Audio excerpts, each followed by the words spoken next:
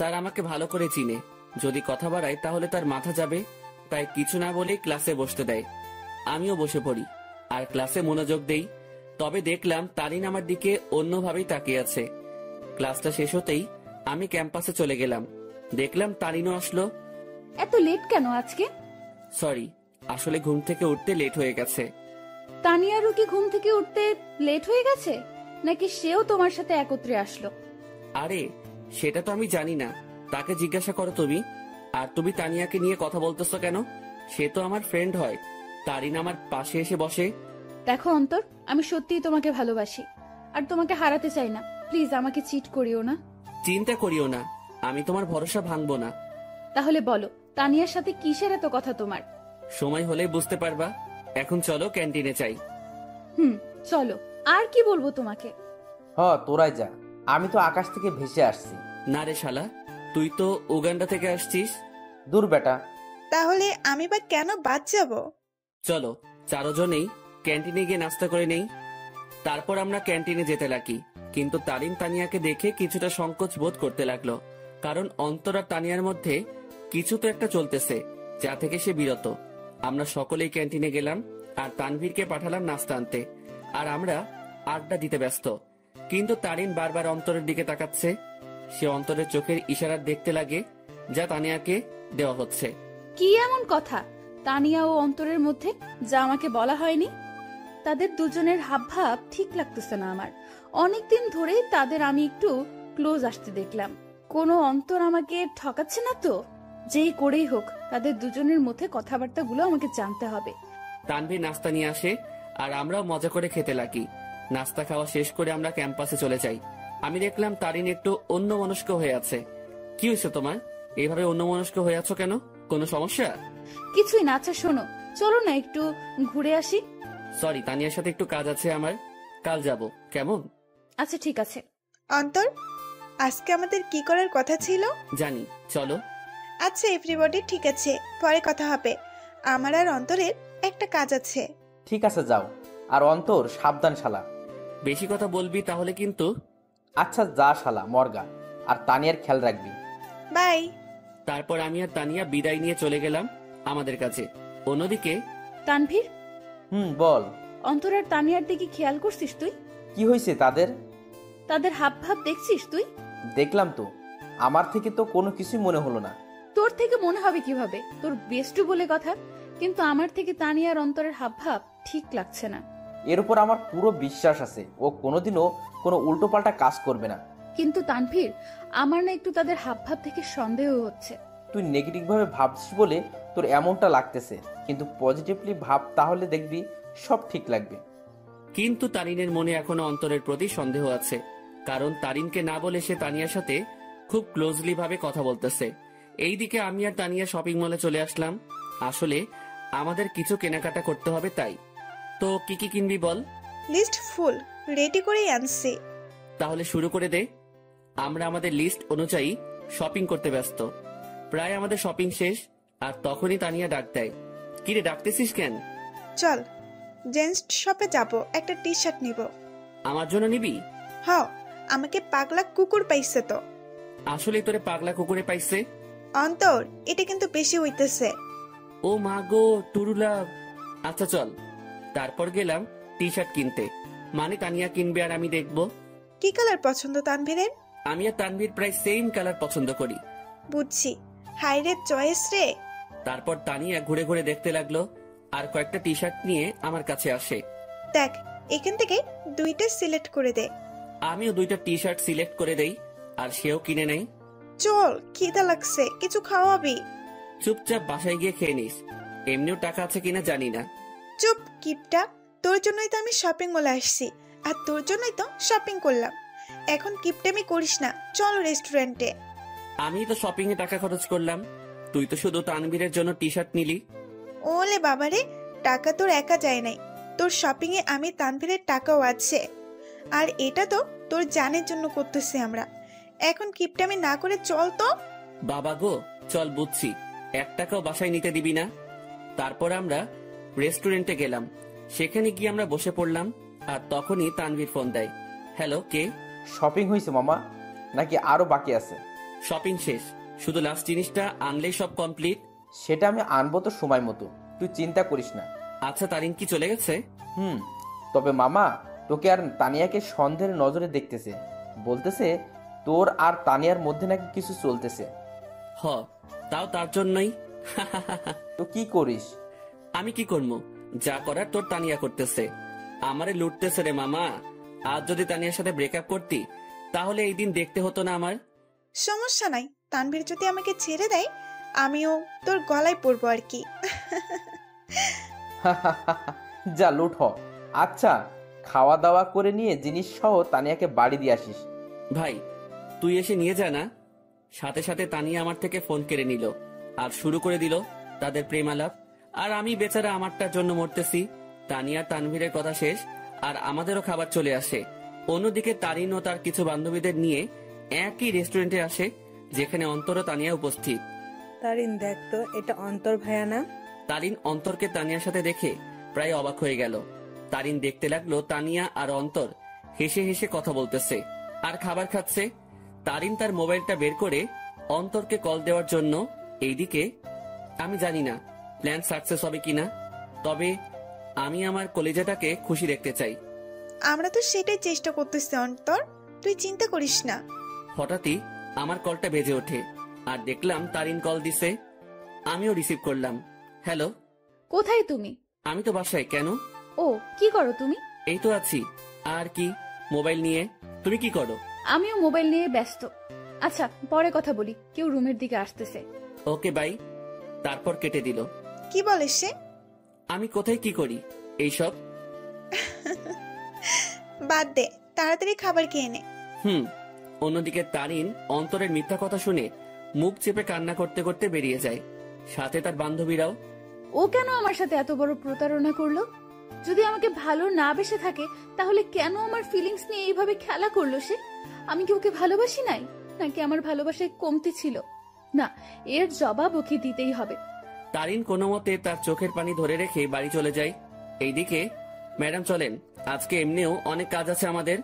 তারপর বিল মিটিয়ে তানিয়াদের বাড়ির দিকে চলে যাই। তবে তানিয়াদের পুরনো বাড়িতে যাই আমরা। তানিয়াদের পুরনো বাড়িতে আসার আগেই তানবীরকে কল দিয়ে আসতে বলে দেই, আর সে এখন উপস্থিত। সব নেওয়া হয়েছে তোর? হয়েছে, জাস্ট লাস্ট জিনিসটাই বাকি। মামা, তারিন কিন্তু তোর উপর সন্দেহ করতেছে। সে মনে করতেছে আমার কলিজার লগে তোর চলতেছে। আমাকে কি পাগলে পাইছে? এই সেমরির সাথে আমার চলবো?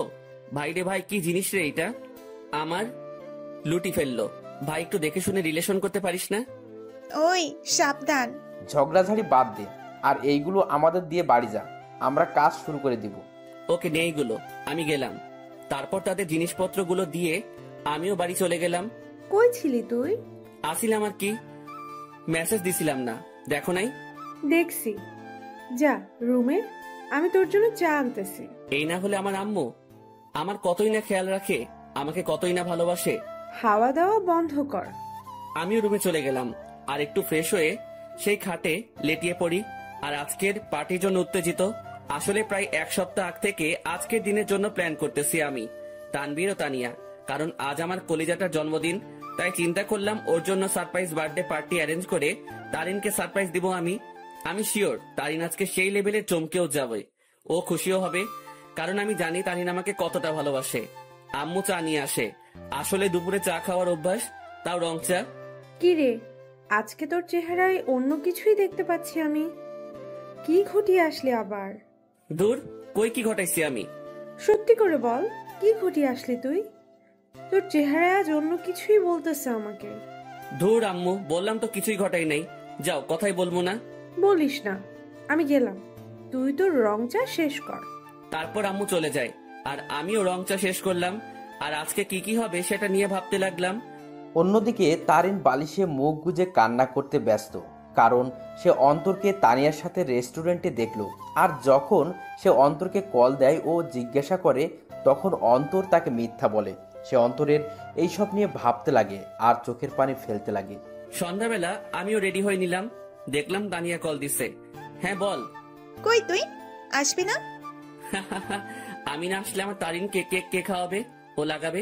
আচ্ছা, তানবীর কি গেছে কেক আনতে? তুই তাড়াতাড়ি আয়। বলেই কল কেটে দিল।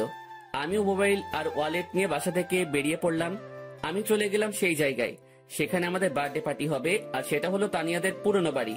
আসলে তানিয়ার পরিবার আমাদের চিনে, আর তানিয়া ও তানভীরের বিয়েও ঠিক হয়ে আছে, কারণ তানিয়া ও তানভীরের বাসায় তাদের সম্পর্ক মেনে নেয়।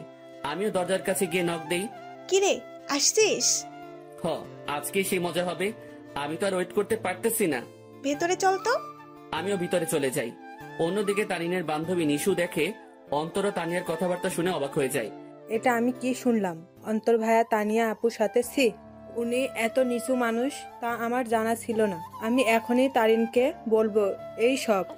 নিশু তার মোবাইল বের করে আর তারিনকে কল দেয়। হ্যালো তারিন, শোন, কথা আছে। বলো।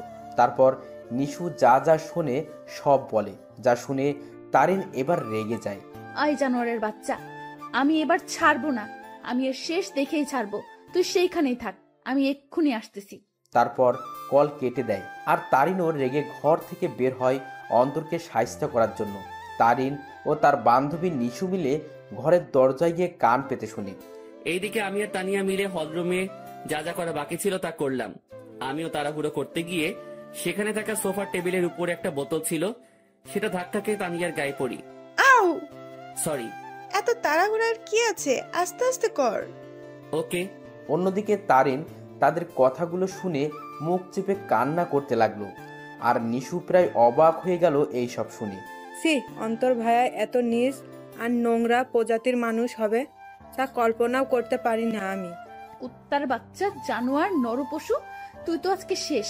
তারপর তারিন জোরে জোরে দরজা নক করতে লাগে। এইদিকে মনে হয় ও চলে আসছে। ওরে আমার লজ্জাপতি, এত লজ্জা পাইস না। তোর লজ্জা দেখে না লজ্জাও ইনসাল্টেড ফিল করবে। কুত্তা, তোর সাথে কি এমন দুশ্মনী করলাম, কথায় কথায় ইনসাল্ট করিস? যা, দরজা খোল। আমিও গিয়ে দরজা খুললাম। দরজা খুলে থ হয়ে গেলাম, কারণ তারিন ও নিশু উপস্থিত। তোমরা সাথে সাথে তারিন আমার কলার ধরে আমাকে ছুঁড়ে মারে ফ্লোরে। কুত্তার বাচ্চা, জানোয়ার, শয়তান, বেয়াদব, লম্পট, বখাটে প্লে বয়, আমার সাথে কি করে এসব করতে পারলি তুই? সাথে সাথে তারিন তার জুতা খুলে আর আমার গালে মারতে থাকে। জানিস আমি তোকে কতটাই না ভালোবাসছি, কিন্তু তুই যে এমন হবি কে জানতো? তারিন, কি করছিস তুই এইসব? চুপ, বেয়াদব নষ্টা মেয়ে। তুইও কম না, তোর আর তানভীরের বিয়ে ঠিক হয়ে থাকার পরেও তুই আমার বয়ফ্রেন্ডের সাথে ছি। আর তুই, তোকে কতই না ভালো ভাবছিলাম আমি, কিন্তু তুই তো আস্তে একটা লুচ্চা, বেয়াদব, লম্পট, মানে যত খারাপই বলি না কেন তার থেকেও নিচ তুই। আমি তারিনের অবস্থা দেখে অবাক হয়ে গেলাম, আর সে তো আমাকে তার পায়ের জুতো দিয়ে আমাকে মারলো। তার এই ব্যবহার দেখে আমার চোখ দিয়ে টপ টপে পানি পড়তে লাগে। আজ তারিন আমার সাথে এটা করতে পারলো? আমি কি এমন অপরাধ করলাম যার জন্য তারিন আমাকে এতগুলো কথা শোনালো আর জুতার বাড়িও দিল? তোর যদি রুম ডেট করার এত ইচ্ছা ছিল আমাকে বলতি, কিন্তু তুই কি না এই লুচ্চা প্লে বয়, তোর কি একটুও মনে সংকোচ বোধ করে নাই? নিজেই নিজের বেস্ট ফ্রেন্ডের হবু বউয়ের সাথে তুই। আমার তো মন ভেঙে ফেললি, কিন্তু কি করে নিজের বেস্ট ফ্রেন্ডকেও ধোকা দিলি তুই? বলেই তারিন আমাকে জুতা দিয়ে মারতে লাগলো। ভাইয়া, আপনি এত নিচু প্রজাতির মানুষ হবেন তা আমার জানা ছিল না। আপনি জানেন তারিন সবসময় আপনাকে নিয়ে কথা বলতো, সবসময় আপনাকে নিয়ে কতই না স্বপ্ন ছিল তার, কিন্তু আপনি কি না। ভাইয়া, আপনাকে দেখে আমার ঘৃণা হচ্ছে। তাদের কথাগুলো শুনে আমি চোখ দিয়ে পানি ফেলছিলাম। আজ তারিন আমাকে এইভাবে অপমান করলো। আমি তো কোনো অন্যায় করি নাই, তাহলে কি বলতেছে তারিন এইসব? সত্যি কলিজাটা ফেটে যাচ্ছে আমার। জানিস তোকে কি করা দরকার? তোকে জুতার মালা পরায় এলাকায় ঘুরানো দরকার। দাঁড়া, আমি পুলিশকে কল দিচ্ছি। আর তখনই তানভীর কেক নিয়ে উপস্থিত হয়। সে আমাকে এভাবে পড়ে থাকতে দেখে ও তারিনকে এখন এখানে দেখে অবাক হয়ে যায়। এই অন্তর, এইভাবে পড়ে আসিস কেন? আর তারিন এখন এখানে কি করতেছে? তানভীর, আমি তোকে আগেও বলেছি এই জানোয়ার ও তোর নষ্টা হবু বউয়ের মাঝে অনেক কিছু চলতেছে, কিন্তু তুই বিশ্বাস করিস নাই। কিন্তু দেখ, আমার সন্দেহ ঠিক সত্যিই হয়েছে। আজ আমিও নিশু মিলে হাতে নাতে ধরছি এই দুইটাকে। তারা এখানে তাদের কীর্তিকলাপে ব্যস্ত ছিল, আর আমাকেও তোকে ঠকাচ্ছিল তারা দুজন মিলে। তানভীর কথাটা শুনে অবাক হয়ে যায়, তবে তানভীর অবাক হয় তারিনের কথাগুলো শুনে। এই কি বললি তুই? অন্তর আর তানিয়ার মাঝে কি চলতেছে? দেখ তুই, তাদের দুইটাকেই তানিয়ার পুরনো বাড়িতে ধরছি আমরা। দেখ, পুরনো বাড়িতে এসে তারা তাদের প্রেম লীলা চালাচ্ছিল, কিন্তু আজ ধরা খেয়ে গেল দুই নষ্টা। সাথে সাথে তানভীর দিল তারিনকে কষে এক থাপ্পড় খেয়ে তারিন ফ্লোরে পড়ে যায়। দেখলাম তানভীর রেগে আছে, আমিও উঠে তানভীরকে ধরি। অন্তর ছাড় আমাকে, এই মেয়ে কাকে কি বলতেছে? তারিন তানভীরের দিকে গাল হাত দিয়ে তাকিয়ে আছে আর নিশো অবাক চোখে তানভীরের দিকে তাকিয়ে আছে। তানভীর আমার থেকে নিজেকে ছাড়াই নাই আর তারিনের চুলের মুঠি ধরে দাঁড় করায়। এই তুই কাকে কি বলছিস আর কি বললি তুই? তারা এখানে এসে তাদের প্রেম লীলা চালাচ্ছিল তাই না? আয় আমার সাথে তুই। তানভীরের তারিনের চুলের মুঠি ধরে হলরুম দেখাতে লাগে। এই দেখ তারা আসলে কি করতেছিল। তোর জন্মদিন উদযাপন করার জন্য সে আজ থেকে 7 দিন আগে থেকেই তোকে খুশি করার জন্য আমাকে ও তানিয়াকে নিয়ে প্ল্যান করে। সে তোর হাসি মুখটা দেখার জন্য দেখ কি করছে। চারদিকে ভালো করে তাকিয়ে দেখো। তারিন ভালো করে দেখে পুরো হলরুম দেখে যা সম্পূর্ণভাবে সাজানো। সেখানে বেলুন, জরি কাগজ ও বিভিন্ন কাগজের কারুকার্য দিয়ে সাজানো। তারপর তানভীর তারিনের চুলের মুঠি ধরে বার্থডে অলবোর্ড দেখায়। কি ওরা তো এখানে নষ্টামি করতে আসছে, তাহলে এই সব কোনো প্রয়োজন ছিল? উত্তর দে। তানভীর আবার তারিনকে চুলের মুঠি ধরে কেকের প্যাকেটের কাছে নিয়ে যায়। দাঁড়া, তাদের নষ্টমী আরও একটা নমুনা দেখায় বলেই সেই প্যাকেট খুলে দেখায়। দেখ তাদের নষ্টামি উদযাপন করার জন্য বার্থডে কেক আনে, যেটা তো সুন্দর করে লেখা আছে হ্যাপি বার্থডে তারিন। তারিন এইসব দেখে তাদের মনের মধ্যে অন্তরের বিরুদ্ধে যত সন্দেহ ঘৃণা ছিল সব দূর হয়ে যায় আর সেই সেখানেই হাউমাউ করে কান্না করে দেয়। কিরে এখন কান্না করতেছিস কেন তুই? আরও দেখবি তাদের নষ্টামির নমুনা। আসলে তোদের মতো মেয়েরা না ভালোবাসতেই জানে না, শুধু মুখে ভালোবাসি ভালোবাসি বললেই হয় না, মনে প্রাণে বিশ্বাসও করতে হয় ভালোবাসার মানুষকে। কিন্তু তুই কি করছিস? খালি সন্দেহ। হ্যাঁ আমার বেস্টু খারাপ, কারণ সে তাকে খুশি করতে চেয়েছিল, আর আমি আমার সেই খারাপ বন্ধুকে নিয়ে গর্ব করি, কারণ সে মানুষকে ঠকায়নি কোনোদিনও। সে সব সময় সবাইকে হাসি খুশি দেখতে চায়, কিন্তু আড়ালে সে নিজেই কান্না করে যেত। কিন্তু যখন তুই তার জীবনে আসছিস সে মনে করছিল সেও এখনো হাসি খুশি থাকবে, কিন্তু তুই আজকে তাকে সবচেয়ে বড় কষ্ট দিয়ে দিলি। হ্যাঁ আমার বন্ধু জানোয়ার, কারণ সে তোকে হাসাতে চেয়েছিল, যার প্রতিদান আজ তুই দিয়ে দিলি। তানভীর, অন্তর কোথায়? নিশু, অন্তর কোথায়? নিশু চুপ হয়ে আছে। তানভীর সাথে সাথে বাইরে দৌড় দেয় অন্তরকে খোঁজার জন্য, কিন্তু অন্তরকে পায়নি সে। তারিন সেখানে কান্না করতে করতে বসে পড়ে। তারিন, ছি, তুই এত নিস মন মানসিকতার মেয়ে, তা আমার জানা ছিল না। কিভাবে তুই এ ভাবলি? অন্তর আমাকে বান্ধবী মানে তো ঠিকই, সাথে ও আমাকে মন থেকে সম্মানও দেয়। আর তুই কি না, অন্তর তোর জন্য কতই না কি করতে চাইছিল। সে চাইছে তোকে সারপ্রাইজ বার্থডে পার্টি দেবে, কিন্তু তুই তাকে কি দিলি? অনেক অপমান ও জুতার বাড়ি। কি করে পারলি তুই এইসব ভাবতে? অন্তর তোকে কতটা ভালোবাসে তা আমি আর তানভীর ভালো করেই জানি, কিন্তু তুই ভালো যেহেতু বেসেছিস, তাহলে একটু ভালোবাসার মানুষকে বিশ্বাস করতে শেখ, সন্দেহ না। আমার মনে হয় না তুই অন্তরকে কোনোদিনও ভালোবেসেছিস, কিন্তু সে তোকে মনে প্রাণে ভালোবেসেই গেল। তানভীর বাইরে থেকে আসে। অন্তরকে পাইছো? না, তুমি একটু কষ্ট করে বাড়িতে খুঁজে দেখো তো। আর এই তুই বের হ বাড়ি থেকে। তানভীর তারিনকে টেনে বাড়ি থেকে বের করে দেয়, সাথে নিশো বেরিয়ে যায়। আর তানভীর ও তানিয়া মিলে পুরো বাড়ি খুঁজে দেখে, কিন্তু অন্তরকে খুঁজে পেল না। তারিন বাইরের রাস্তায় বসে বসে হাওমাও করে কান্না করতে লাগে। সে আজ তার সন্দেহের জন্য তার অতি প্রিয় একটা জিনিসের কাছে ঘৃণার পাত্র হয়ে গেল। কি করে আমার মাথায় এসব আসলো? কেন আমি অন্তরকে সন্দেহ করলাম যে আমাকে বলেছিল আমাকে কোনোদিন ঠকাবে না? কিন্তু আমি তাকে বিশ্বাস না করে তাকে অনেক কথা শোনালাম, খুব জুতার বাড়ি দিলাম। ছেলেটা তো আমাকে হাসি খুশি রাখতে চেয়েছিল, কিন্তু আমি ওকে কাঁদিয়ে দিলাম। বলে সে আরো কান্নায় ভেঙে পড়ে। এইদিকে আমি মেইন রোডে চলে আসলাম। আজ আমাকে আমার ভালোবাসা ভালোই একটা শিক্ষা দিল আর বুঝিয়ে দিল আমি তার মনে কোনোদিনও জায়গা করে নিতে পারলাম না, আমি তার মনে বিশ্বাস জোগাতে পারলাম না। হয়তো আমারই ভুল ছিল, আগে তার মনে বিশ্বাস জোগানোটা দরকার ছিল, পরে না হয় তার জন্য কোনো কিছু করতাম। হয়তো আমার ভালোবাসায় কমতি ছিল, যার পরিণাম জুতার বাড়ি পেলাম। না, আর কোনোদিনও কাউকে ভালোবাসবো না, আর মনে আঘাত চাই না। আমি তারিনকে পেয়ে মনে করেছিলাম আমার দুঃখ কষ্ট ওর সাথে শেয়ার করব, মনে করলাম ও আমাকে বুঝবে, কিন্তু আমি ভুল ছিলাম। থাক, আর কাউকে ভালোবাসার প্রয়োজন নেই, আমি একাই ঠিক আছি। আর যদি কাউকে প্রয়োজন হয়, আমার বেস্টু ও আমার হৌভাবি আছে না, কিন্তু না আর কাউকে বিশ্বাস করব, না কাউকে মন দিব। কেউ চাই না, আমার শুধু পরিবার ও বান্ধবীদের নিয়ে থাকবো আমি। আমি মেইন রোডে হাঁটতে লাগলাম মনকে শান্ত ও বোঝানোর জন্য যে তার জন্য কোনো ভালোবাসা নেই, আছে শুধু সন্দেহ আর সন্দেহ। আমিও মেইন রোডে যতদূর পারলাম হাঁটতে লাগলাম। কি বা করব আমি? ভাঙা মনকে সান্ত্বনা দিতে চাচ্ছি আমি। চিন্তা করছিলাম মনের মতো একজন পেয়ে তাকে নিয়ে আমি হাসি খুশি থাকবো, কিন্তু ভাগ্য একটা মোড় দিয়ে দিল। রাত 11টা বাজে, আমি এখনো রাস্তায় হাঁটছি আর চোখের পানি ফেলছি। আমার ফোনটাও অফ করে রাখছিলাম যাতে কেউ আমাকে বিরক্ত না করতে পারে, কারণ আমি একটু একা থাকতে চাই।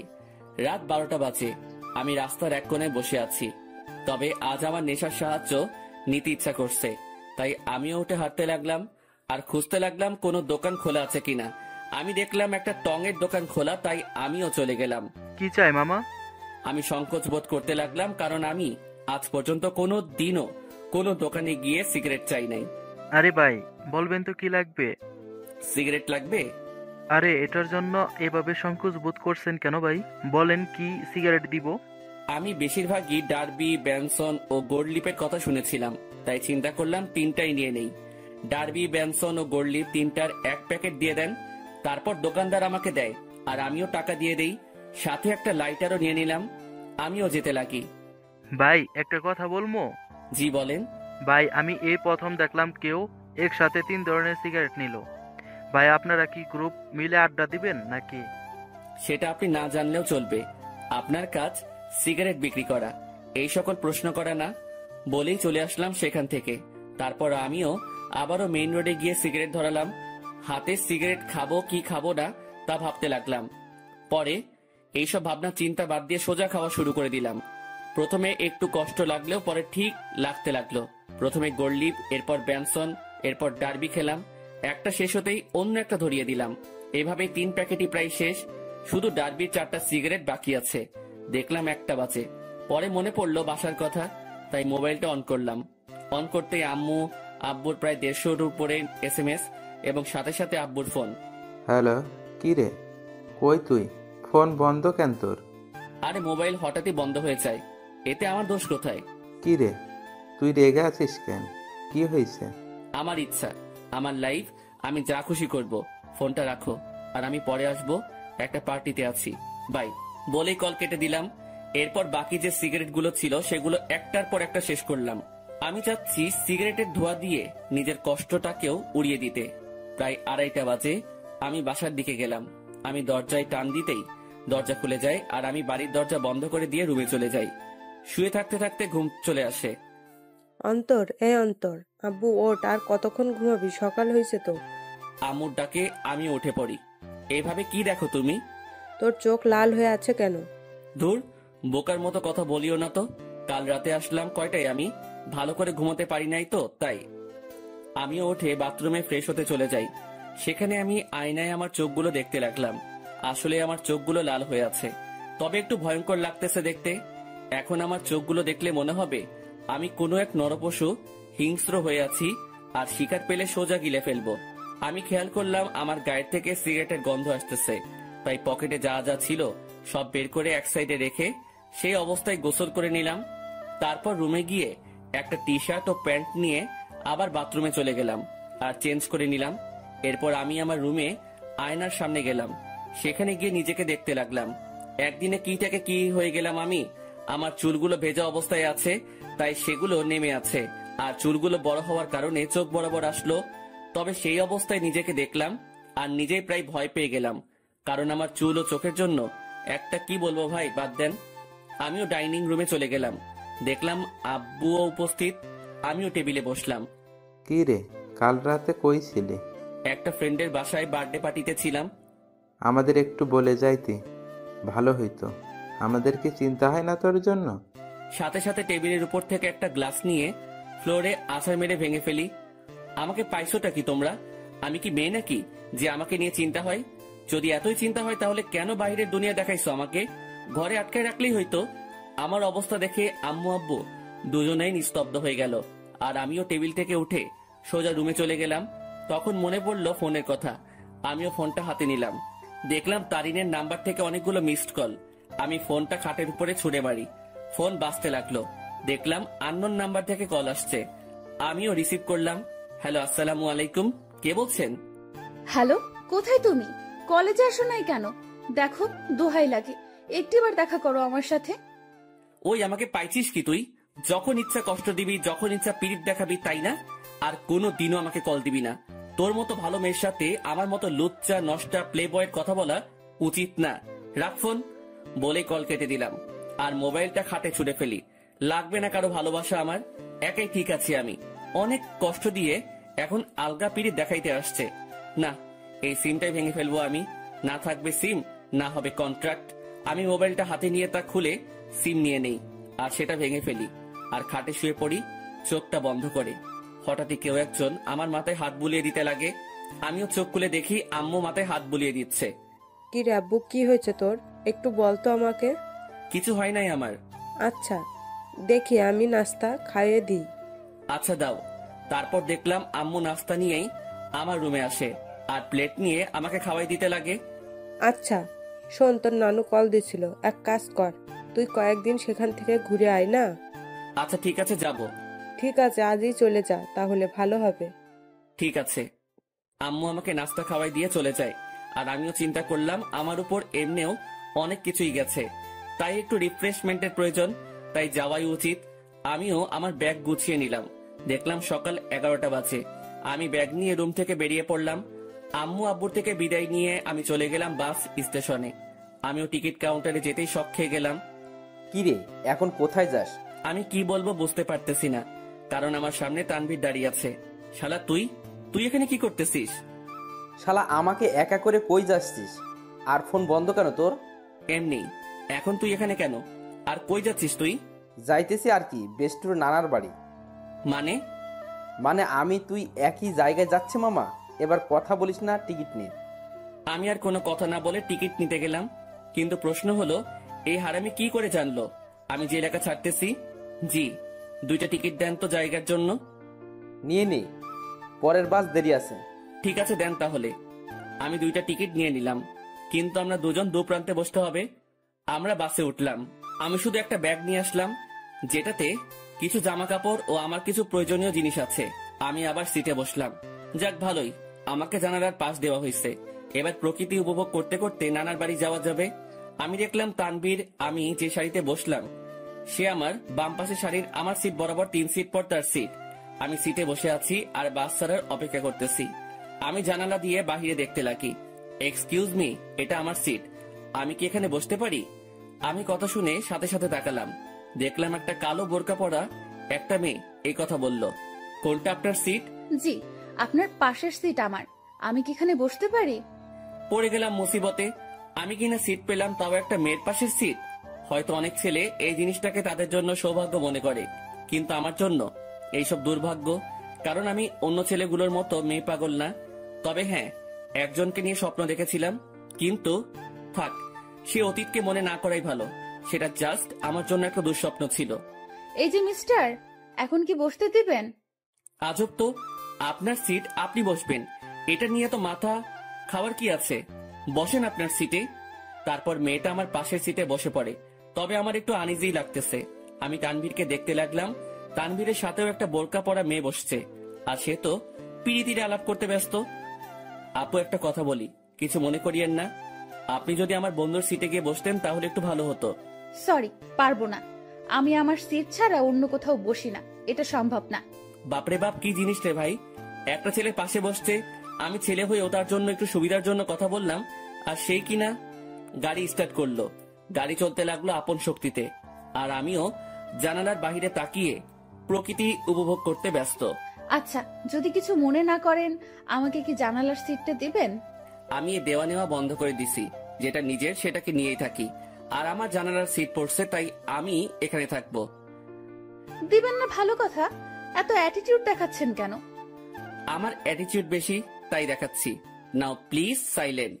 কিছুক্ষণ নীরবভাবে বসে বসে বাহিরের প্রকৃতি দেখতে লাগলাম, আর প্রকৃতির বাজেও হারিয়ে যেতে লাগি। আর তখনই তারিনের মিষ্টি হাসিটি মনে চলে আসলো। সাথে সাথে আমি প্রকৃতি থেকে আমার মনোযোগ সরিয়ে নিলাম। কি হলো, সব খেলেন নাকি? আমি কিছুই না বলে আমার পকেট থেকে মোবাইল আর ইয়ারফোনটা বের করে কানে লাগিয়ে দিলাম আর গান শুনতে লাগলাম। কিছুক্ষণ গানের মধ্যে মগ্ন ছিলাম আমি, আর তখনই পাশ থেকে খোঁচা দেয়। সমস্যা কি? গান শুনছিলেন? না তো, ব্যাডমিন্টন খেলছিলাম। এত রাগ আর কি আছে? আপু, আপনার সমস্যাটা কি বলবেন? কোনো সমস্যা নেই। আচ্ছা, আপনি কি রোমান্টিক গান শুনছিলেন? বুঝছি। আপু আসেন আপনি জানালার সিটে। মেয়েটাও খুশি হয়ে জানালার সিটে বসে, আর আমি পারতেছি না যে এখনই বাস থেকে নেমে যেতে। মেজাজটা খারাপ আগে থেকেই, আমার এখন আরো খারাপ করে দিল। আমি তানবীরকে দেখলাম শালা মেয়ের সাথে প্রীতির আলাপ করতেছে। হয়তো শালা ভুলেই গেছে তার বিয়েও ঠিক হয়ে আছে। আমি তানবীরকে ডাক দিলাম। তানবীর সিট থেকে আসে কোনো মতে দাঁড়ায়। মেয়ে পেয়ে তো ভালোই কাজ চালাচ্ছিস, শালা ভুলে গেছিস তোর বিয়ে ঠিক হয়ে আছে? নাকি তানিয়ারে কল দিয়ে বলমু? আরে দোস্ত, মেয়েটা অনেক ফ্রেন্ডলি বিহেভ করে ভাই, অনেক হাসি আড্ডাও করে, তাই আর কি একটু। আমিও তানিয়ারে কল দিয়ে একটু। না না, কল দিস না দোস্ত, না হলে সব শেষ হয়ে যাবে বেটা। হোক শালা, সব শেষ। তোর পাশেও তো একটা মেয়ে, তার সাথে তুইও ফ্ল্যাট কর, কে বারণ করলো তোরে? সেটাই তো সমস্যা। এক কাজ কর, তোর পাশের মেয়েটাকে এখানে পাঠাই দে কষ্ট করে, না হলে। এই যে মিস্টার, মেয়েদের পাশে বসলে সমস্যা কোথায়? এলার্জি আছে আমার, এবার কথা বলিয়ে না, একদম চুপ থাকেন। আচ্ছা দোস্ত, আমি পাঠাচ্ছি। তারপর তানভীর চলে গেল, আর তানভীরের পাশের মেয়েটা আসে। আমি ওনাকে সিটটা দিয়ে আমি তানভীরের পাশে বসে পড়ি, আর সেখানে কানে ইয়ারফোন লাগিয়ে গান শুনতে লাগি। বাস বিরতির জন্য থামলো। তানভীর চল একটু ফ্রেশ হয়ে নেই, আর কিছু খেয়ে নেই। চল। তারপর আমরা বাস থেকে নামলাম, আর একটু হালকা হয়ে নিলাম। তারপর দুজনেই খাবার খেয়ে নিলাম। তবে টেবিল থেকে উঠতেই ঠিক আমার পিছন বরাবর টেবিলে সেই দুইটা মেয়ে উপস্থিত। আমি তাদের দেখেও না দেখার ভান করে চলে গেলাম হাত ধুতে। তারপর হাত ধোয়া আমি তানভীরের কাছে গেলাম। তুই খা, আমি বিল দিয়ে দেই। না, বিল দিস না, আমি দিব। তুই কেন দিবি? তুই আমার সাথে আসছিস, তাই তোর বিল আমি দিব। মামা বেইমানি হবে কিন্তু। যা যা, তুই দে, এমনিও কিপটা তুই, দে শালা। তারপর তানভীর খেয়ে বিল দিল, আর কিছু খাবার নিয়ে নিল। আমরা বাসে উঠে যাই, আর আমাদের আসার পরেই সেই মেয়ে দুইটাও আসে। কিছুক্ষণ পরে বাসটা ছেড়ে দেয়, আর আমিও কানে ইয়ারফোন দিয়ে গান শুনতে লাগি। প্রায় 2.5 ঘন্টা পরে আমরা আমাদের গন্তব্যে পৌঁছে যাই। আমরা বাস থেকে নামি আমাদের ব্যাগ নিয়ে। কিছুক্ষণ পরেও দেখলাম সেই মেয়েগুলো। আমি তাদের দেখেও না দেখার ভান করে আমি মোবাইলটা বের করলাম, আর মামাকে ফোন দিলাম। হ্যালো মামা, কই তুমি? আরে আমি সিএনজি স্টেশনের সামনে। পরে আমি মামাকে দেখলাম আর কলটা কেটে দিয়ে আর তানভীরকে দিয়ে মামার কাছে চলে গেলাম। মামা আমাকে দেখে জড়িয়ে ধরে। কেমন আছিস অন্তর? ভালোই আছি। তোমাকে কয়বার বললাম আমার জন্য গ্রামের একটা সুন্দরী খুঁজতে, যাতে বিয়ে করতে পারি?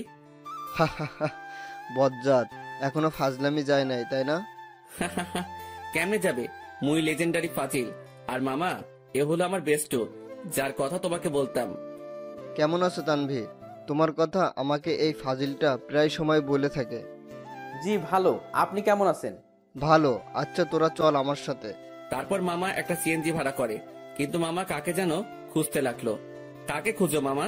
আরে আরো 2 জন আসবে, আব্বু বলছিল। কি অবস্থা তার শরীরের? ভালোই আছে আব্বু। আর আব্বু বলছিল তার নাকি কোনো বন্ধুর 2টা নাতনিও আসবে, তাদেরও নিয়ে যেতে বলল। ও আচ্ছা।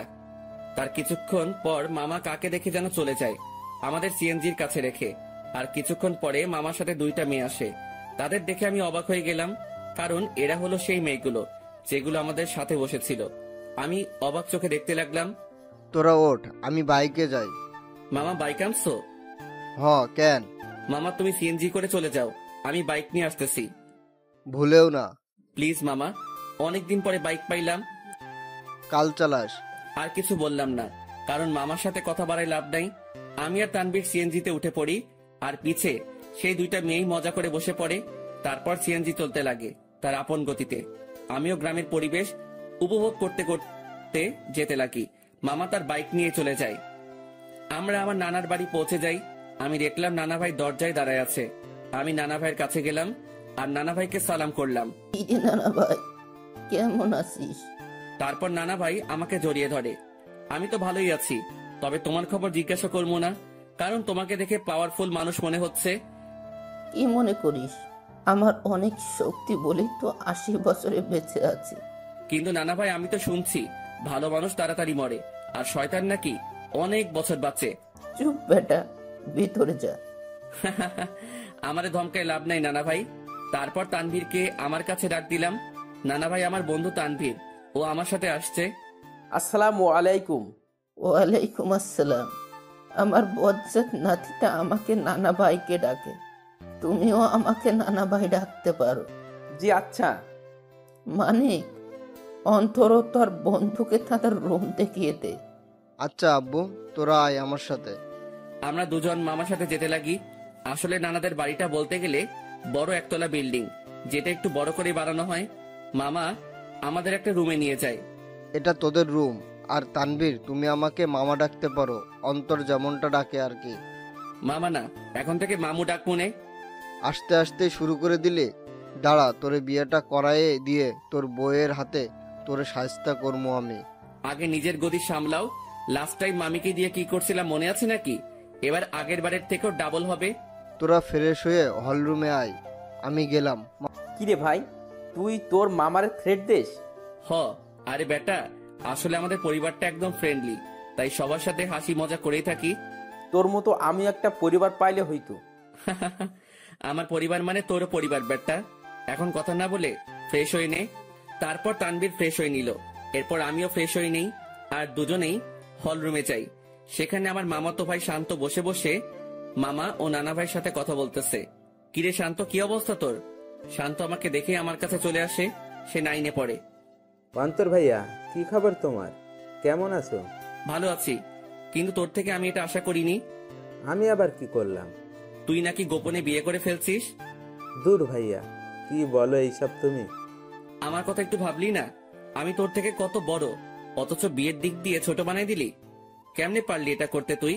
তোর তো বলছিলাম আমার জন্য মেয়ে খুঁজতে, আর তুই কি না, কাজটা ভালো করিস নাই তুই। দূর ভাইয়া, কে বলেছে তোমারে আমি বিয়ে করছি? আমার বিয়ের বয়স হয়েছে নাকি? আজকালকার পোলাপানগুলো বিশ্বাস নাই, বড় ভাইরে রেখে তারাই গোপনে কাজ সেরে ফেলে। আল্লাহ কোন যুগে আনলা তুমি আমারে? তোদের কথাবার্তা শেষ হলে নাস্তা কর। ও মামি, তোমার জামাই আমাকে বাস স্টেশনে মারছে। নাউজুবিল্লাহ। কিরে বেটা, আমি তোরে কই মারলাম? এই, তুমি অন্তরের গায়ে হাত দিছো? অন্তর আসতে না আসতেই কি মামারে এভাবে মারবি নাকি? তোর জ্বালায় আর বাঁচবো না আমি। আব্বুরে আগেই বলছিলাম এই শয়তানটা যদি আসে আগেই আমাকে বলে দিতে, যাতে বনবাসে ভাগতে পারে।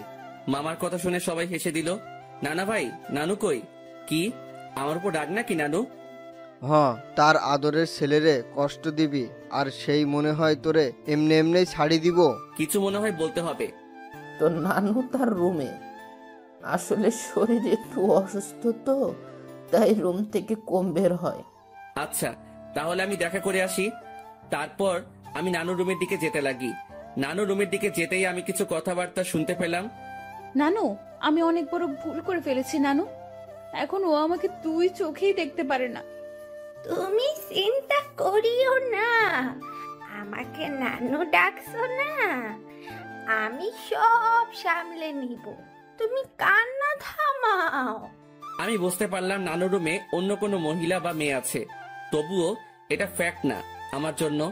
আমি যেহেতু আসছি তাই দেখা করবই, কারণ নানু আমাকে ইগনোর করবে না। তার কাছে আমি আগে, বাকি সবাই পরে। নানু, দরজা খুলে চাই। আর দেখলাম নানু দরজা খুলে নানু আমাকে জড়িয়ে ধরে। কেমন আছো নানু?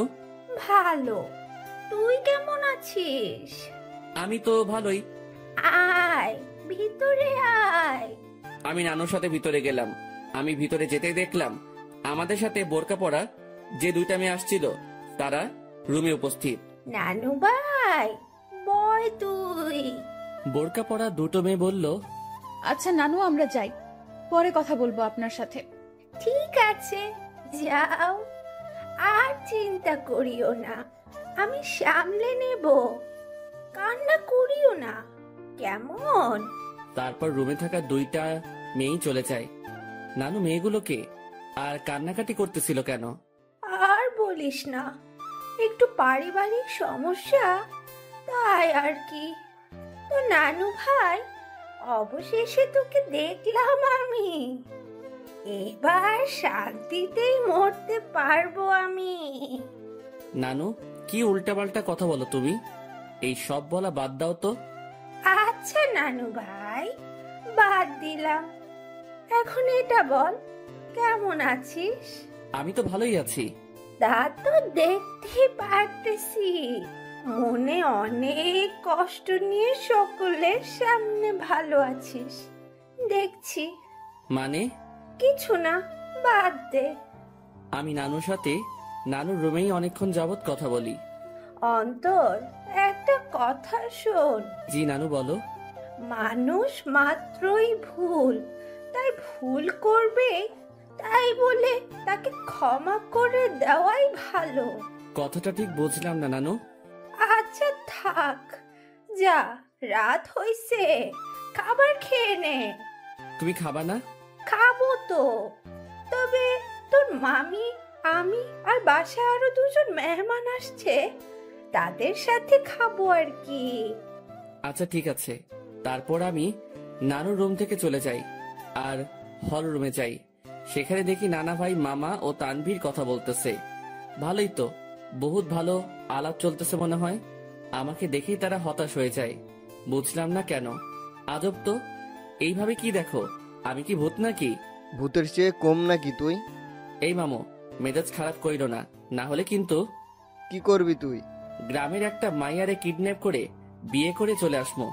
আমার কথা শুনে সকলেই হাসতে লাগে, তবে আমিও উপর দিয়ে হাসতে লাগি, কিন্তু ভিতর দিয়ে থাক বাদ দেই এইসব।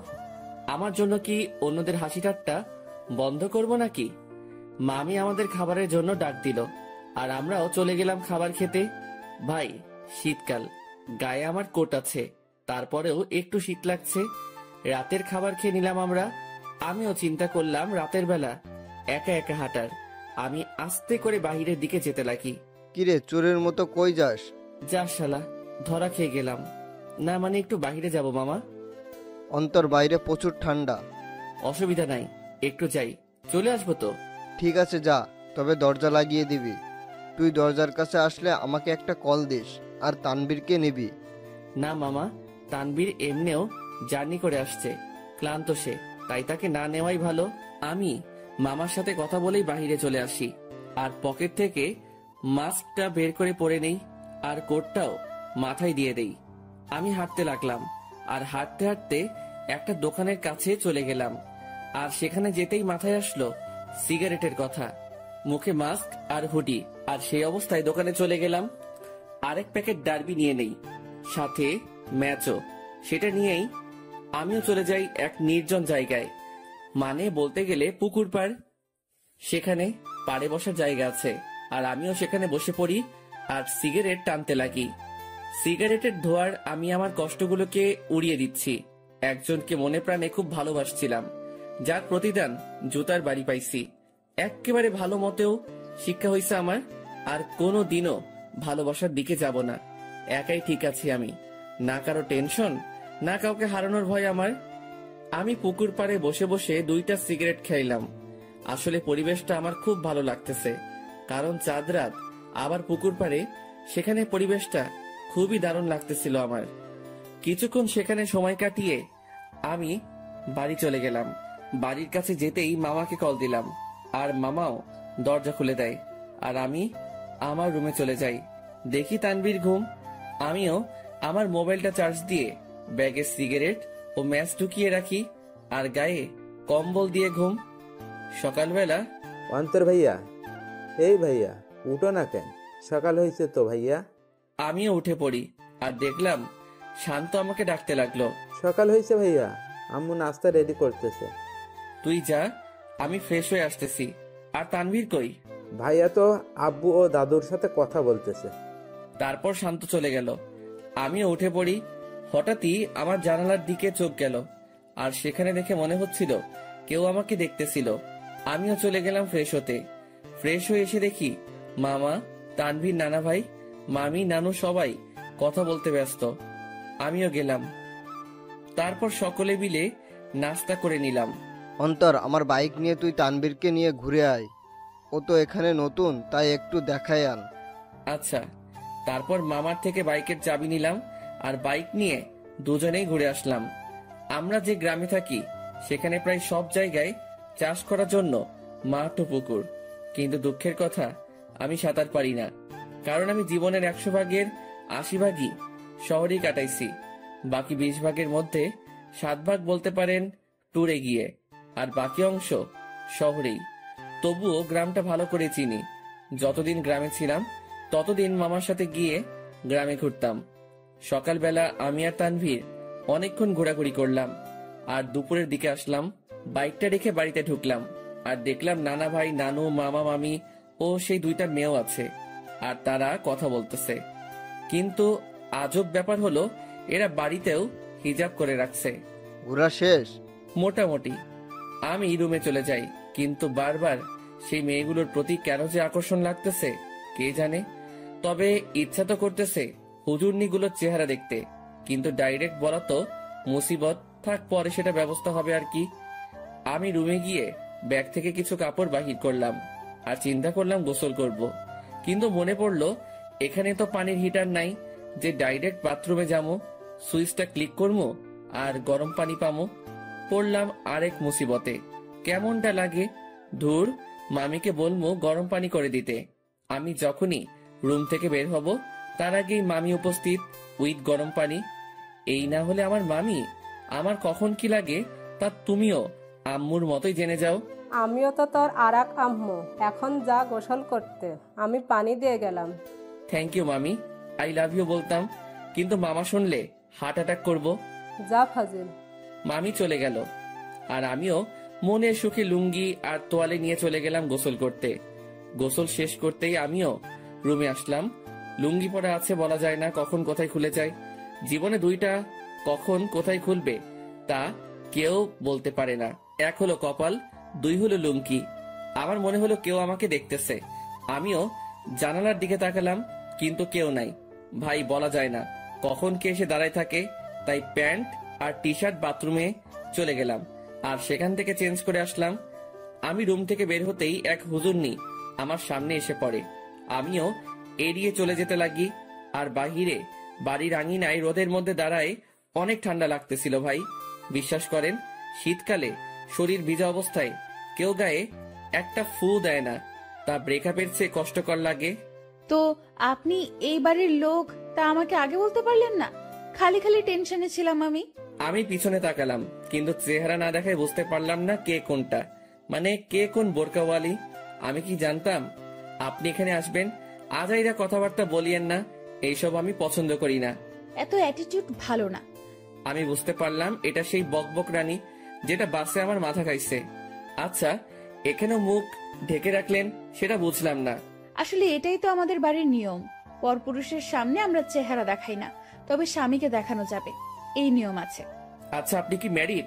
না, আপনি? আমি ম্যারিড। তো আপনার ওয়াইফকে না আনবেন? বন্ধুকে আনলেন কেন? ও ওর বাবার বাড়িতে গেছে। তবে একটা জিনিস আমি খেয়াল করলাম, মেয়েটা এমন ভাবে কথা বলতেছে মনে হয় সে আমার সম্পর্কে জানে, ও আমাকে চিনে। তাছাড়াও তার ভয়েসটা একটু একটু মাথা খাচ্ছে আমার। আচ্ছা, আপনি থাকেন কোথায়? সরি, বলা যাবে না। আচ্ছা, লাগবে না। আমি খেয়াল করলাম মেয়েটা আমার সাথে কথা বলতেছে তো ঠিকই, মানে তার কথার মধ্যে আমি অন্য একরকম কিছু পাচ্ছি। মামি আসে আর আমাদের খাবারের জন্য ডাক দেয়। আমিও চলে যাই। সেখানে দেখি মামা, তানভীর, নানা ভাই উপস্থিত, ও তারা বসে বসে কথা বলতেছে। কিসের এত আলাপ তোমাদের? মনে হয় কোনো বড় ধরনের গন্ডগোল পাকানোর প্ল্যান চলতেছে তোমাদের। বিয়ের? কি? কার বিয়ে? কখন? কোথায়? কোন টাইমে? দাওয়াত দিছে তো? আমি কিন্তু যাবো। শালা, তোর অভ্যাস চেঞ্জ হইল না। আরে বেটা, ফ্রি খাবার কেমনে মিস করবো বেটা? ও মামা, বলো না কার বিয়ে? আমি বিরিয়ানির চান্স মিস করতে চাচ্ছি না। তোর বিয়ে? কি? এবার খা নিজের বিয়ের বিরিয়ানি। মেজাজটা এখন 440 হয়ে গেল কিন্তু। আরে তোরা থাম তো। তারপর সবাই মিলে দুপুরের খাবার খেয়ে নিলাম। অন্তর, আজকে একটু বাজারে যাব, কিছু কিনতে হবে, তুই যাবি? আচ্ছা, গেলাম আর কি, সাথে তানভীরকেও নিয়ে নিব। আচ্ছা ঠিক আছে। অন্তর, আপুর সাথে কথা বলেছিলি? সকালে বলছিলাম, যখন তানভীরকে নিয়ে বের হয়েছিলাম তখন আম্মু কল দিছিল। আচ্ছা শোন, তোরা বাজারে যাবি ভালো কথা, আমার ওষুধ আনতে ভুলিস না। জি আব্বু। তবে আমি যাব না রে, আমার একটু শরীর খারাপ লাগতেছে। আচ্ছা ঠিক আছে, তুই রেস্ট নে, আমি আর মামা যাব। তো মামা কখন যাবা? এই বিকাল করেই যাব। আচ্ছা। তারপর আমি আমার রুমে চলে গেলাম। সেখানে গিয়ে কিছুক্ষণ রেস্ট করে নিলাম। বিকেলবেলা আমি মামার সাথে বাজারে যাওয়ার জন্য রেডি হচ্ছি। আসলে কোট নিয়ে নিচ্ছি, যাতে যদি আসতে দেরি হলেও ঠান্ডা সহ্য করতে না হয়। মামা বাইক নিয়ে দাঁড়ায় আছে, আমি বাইকে বসলাম। কিরে, বাইক চালাবি? না মামা, তুমি চালাও। তারপর মামা বাইক চালাতে লাগে আর আমিও বাইকে বসে আছি। বাইক চলতেছে আপন গতিতে আর আমি বাইকে চড়তেছি আর গ্রামের প্রকৃতি উপভোগ করতে ব্যস্ত। কিছুক্ষণ পরে আমরা বাজারে চলে আসি। মামা আমাকে নামিয়ে একটা জায়গায় বাইকটা রেখে আসে। আচ্ছা মামা, কি কি নিবা বাজার থেকে? ভাগিনা, অনেকদিন পরে আমাদের বাড়িতে আসছিস, সাথে তোর বন্ধু তানভীরকে নিয়ে আসছিস, তাই আব্বু আম্মু বলেছে তোদের দুজনের জন্য কিছু নিতে। মামা, কিছু লাগবে না আমাদের, তোমার অন্য কাজ থাকলে সেটা করো। আরে আই তো তুই। মামা আমাকে টেনে নিয়ে যায় আর একটা পাঞ্জাবির দোকানে নিয়ে যায়। সেখানে আমি দাঁড়াই আছি আর মামা দোকানদারের সাথে কথা বলতে ব্যস্ত। অন্তর, এদিকে আই তো। আমি মামার কাছে গেলাম। দেখ তো পাঞ্জাবিটা পছন্দ হয় কিনা। মামা আমাকে লাল কালারের পাঞ্জাবি দেখালো। মামা, লাল কেন? আমার তো বিয়ে না। বিয়ে হোক আর না হোক, কিন্তু এটা আমার পছন্দ হয়েছে আর আমি চাই বিয়েতে এটা তুই পরবি। তবে ভাগিনা, এটাতে তোরে বেশ মানাবে। আচ্ছা, তোমার পছন্দ হয়েছে তাহলে নাও। তারপর মামা পাঞ্জাবিটা নিয়ে নেয় আর আমাকেও বলে তানভীরের জন্য একটা পাঞ্জাবি দেখতে। আমিও তানভীরের জন্য একটা পাঞ্জাবি দেখি আর মামাও সেটা কিনে নেয়। হয়েছে মামা, এবার খুশি? এমন ভাবে কথাগুলো বললা মনে হয় আমাকে বিয়ে করানোর প্ল্যান করে আছো। সেটাই তো। কি? না মানে সেটাই তো, যাতে তোকে একটা বিয়ে করাই দিতে পারি। ধুর মামা, আপাতত একটু শান্তি দাও আমারে। বিয়ে করলে তো তোমার মতো হাল হবে আমার। আচ্ছা চল। আমি মামার সাথে যেতে লাগি। আমরা বাজারে হাঁটতে লাগলাম আর মামাও টুকিটাকি বাজার নিতে ব্যস্ত। আমিও মামার সাথে ঘুরে ঘুরে দেখতে লাগলাম। আর তখনই একটা শাড়ির দোকানে চোখ পড়লো, যেখানে বাহির থেকে একটা শাড়ি দেখা যাচ্ছিল যার রং ছিল গোলাপি। শাড়িটা দেখে তারিনের কথা মনে পড়লো আর তারিনের পছন্দের কালারও গোলাপি। যেদিন প্রথম তারিনকে দেখি, সে গোলাপি জামা পরে কলেজে আসছিল, যা দেখে প্রায় কলেজের সকলেই তার দিকে তাকিয়েছিল। আর আমি তো দেখেই লাট্টু হয়ে গেছিলাম। আর সেদিনই তারিনকে আমার ভালো লেগে যায়। এরপর তারিনের পিছেই পড়ে যাই আর প্রায় একটা সপ্তাহের মতো পিছে পড়েছিলাম। এরপর একদিন তানভীর শালা সাহস জাগিয়ে দেয় আর প্রপোজ করি, আর সেও সাথে সাথে অ্যাকসেপ্ট করে নেয় আর বলে নাকি সেও নাকি আমাকে পছন্দ করত, কিন্তু আমার রাগের জন্য আমার সামনেও আসতেও ভয় পেত। আসলে আমি সব সময় নিজেকে শান্ত রাখার চেষ্টা করি, কিন্তু যখন রেগে যাই তখন শান্ত হতে অনেক সময় লাগে। আর যার উপর রেগে যাই তাকে সহজে ক্ষমা করি না। কিন্তু তারিনের ব্যবহারটা আমার মোটেও ভালো লাগেনি। আসলে আমি বুঝতে পারলাম তার মধ্যে আমার জন্য কোনো ভালোবাসাই ছিল না, জাস্ট ভালো লাগাই ছিল, যেটাকে আমি ভালোবাসা ভেবে বসেছিলাম। আর সেটাই আমার বড় ভুল ছিল। ভালোবাসা মানে একে অপরের প্রতি বিশ্বাস, ভরসা। কিন্তু তারিনের জন্য আমি তানিয়ার সাথে মিলে তারিনের বার্থডে সেলিব্রেশন করার জন্য প্ল্যান করলাম। কিন্তু তারিন মনে করে বসেছিল আমার আর তানিয়ার মধ্যে কোনো কিছু চলতেছে। যদি তারিন আমাকে বিন্দু মাত্র বিশ্বাস করত তাহলে সেটা কখনোই মাথায় আনতো না। কিন্তু তারিনের মনে ভালোবাসা ছিল না, তাই সে আমাকে তানিয়ার সাথে মিশতে দেখে সন্দেহ করতে লাগলো। আমি মনে করেছিলাম তারিনকে তার বার্থডে পার্টির সারপ্রাইজ দিব, কিন্তু সেই আমাকে বড় ধরনের সারপ্রাইজ দিয়ে বসে আছে। তার জন্য আমি একটা সপ্তাহ শান্তিতে ঘুমাতে পারি নাই, কারণ আমি তারিনের জন্য তার পছন্দের জিনিসগুলো কিনতে আনতে ব্যস্ত। কারণ আমি তারিনকে খুশি দেখতে চাই। তার জন্য এত কিছুই করে শেষমেশ জুতার বাড়ি ও মিথ্যা অপবাদ পেলাম। সে না জেনেই আমাকে এভাবে আঘাত করলো। যদি তার মনে আমার জন্য বিন্দুমাত্র ভালোবাসা থাকতো তাহলে সে আমাকে সন্দেহ না করে আমার প্রতি বিশ্বাস রাখতো। কিন্তু সে থাক, যা হয়েছে ভালোই হয়েছে। আমিও উচিত শিক্ষা পেলাম আর বুঝতে পারলাম তারিন আমাকে কেমন ভালোবাসছিল। কিরে, কি ভাবছিস? কই কিছুই না। আচ্ছা নানা ভাইয়ের ওষুধ নিছো?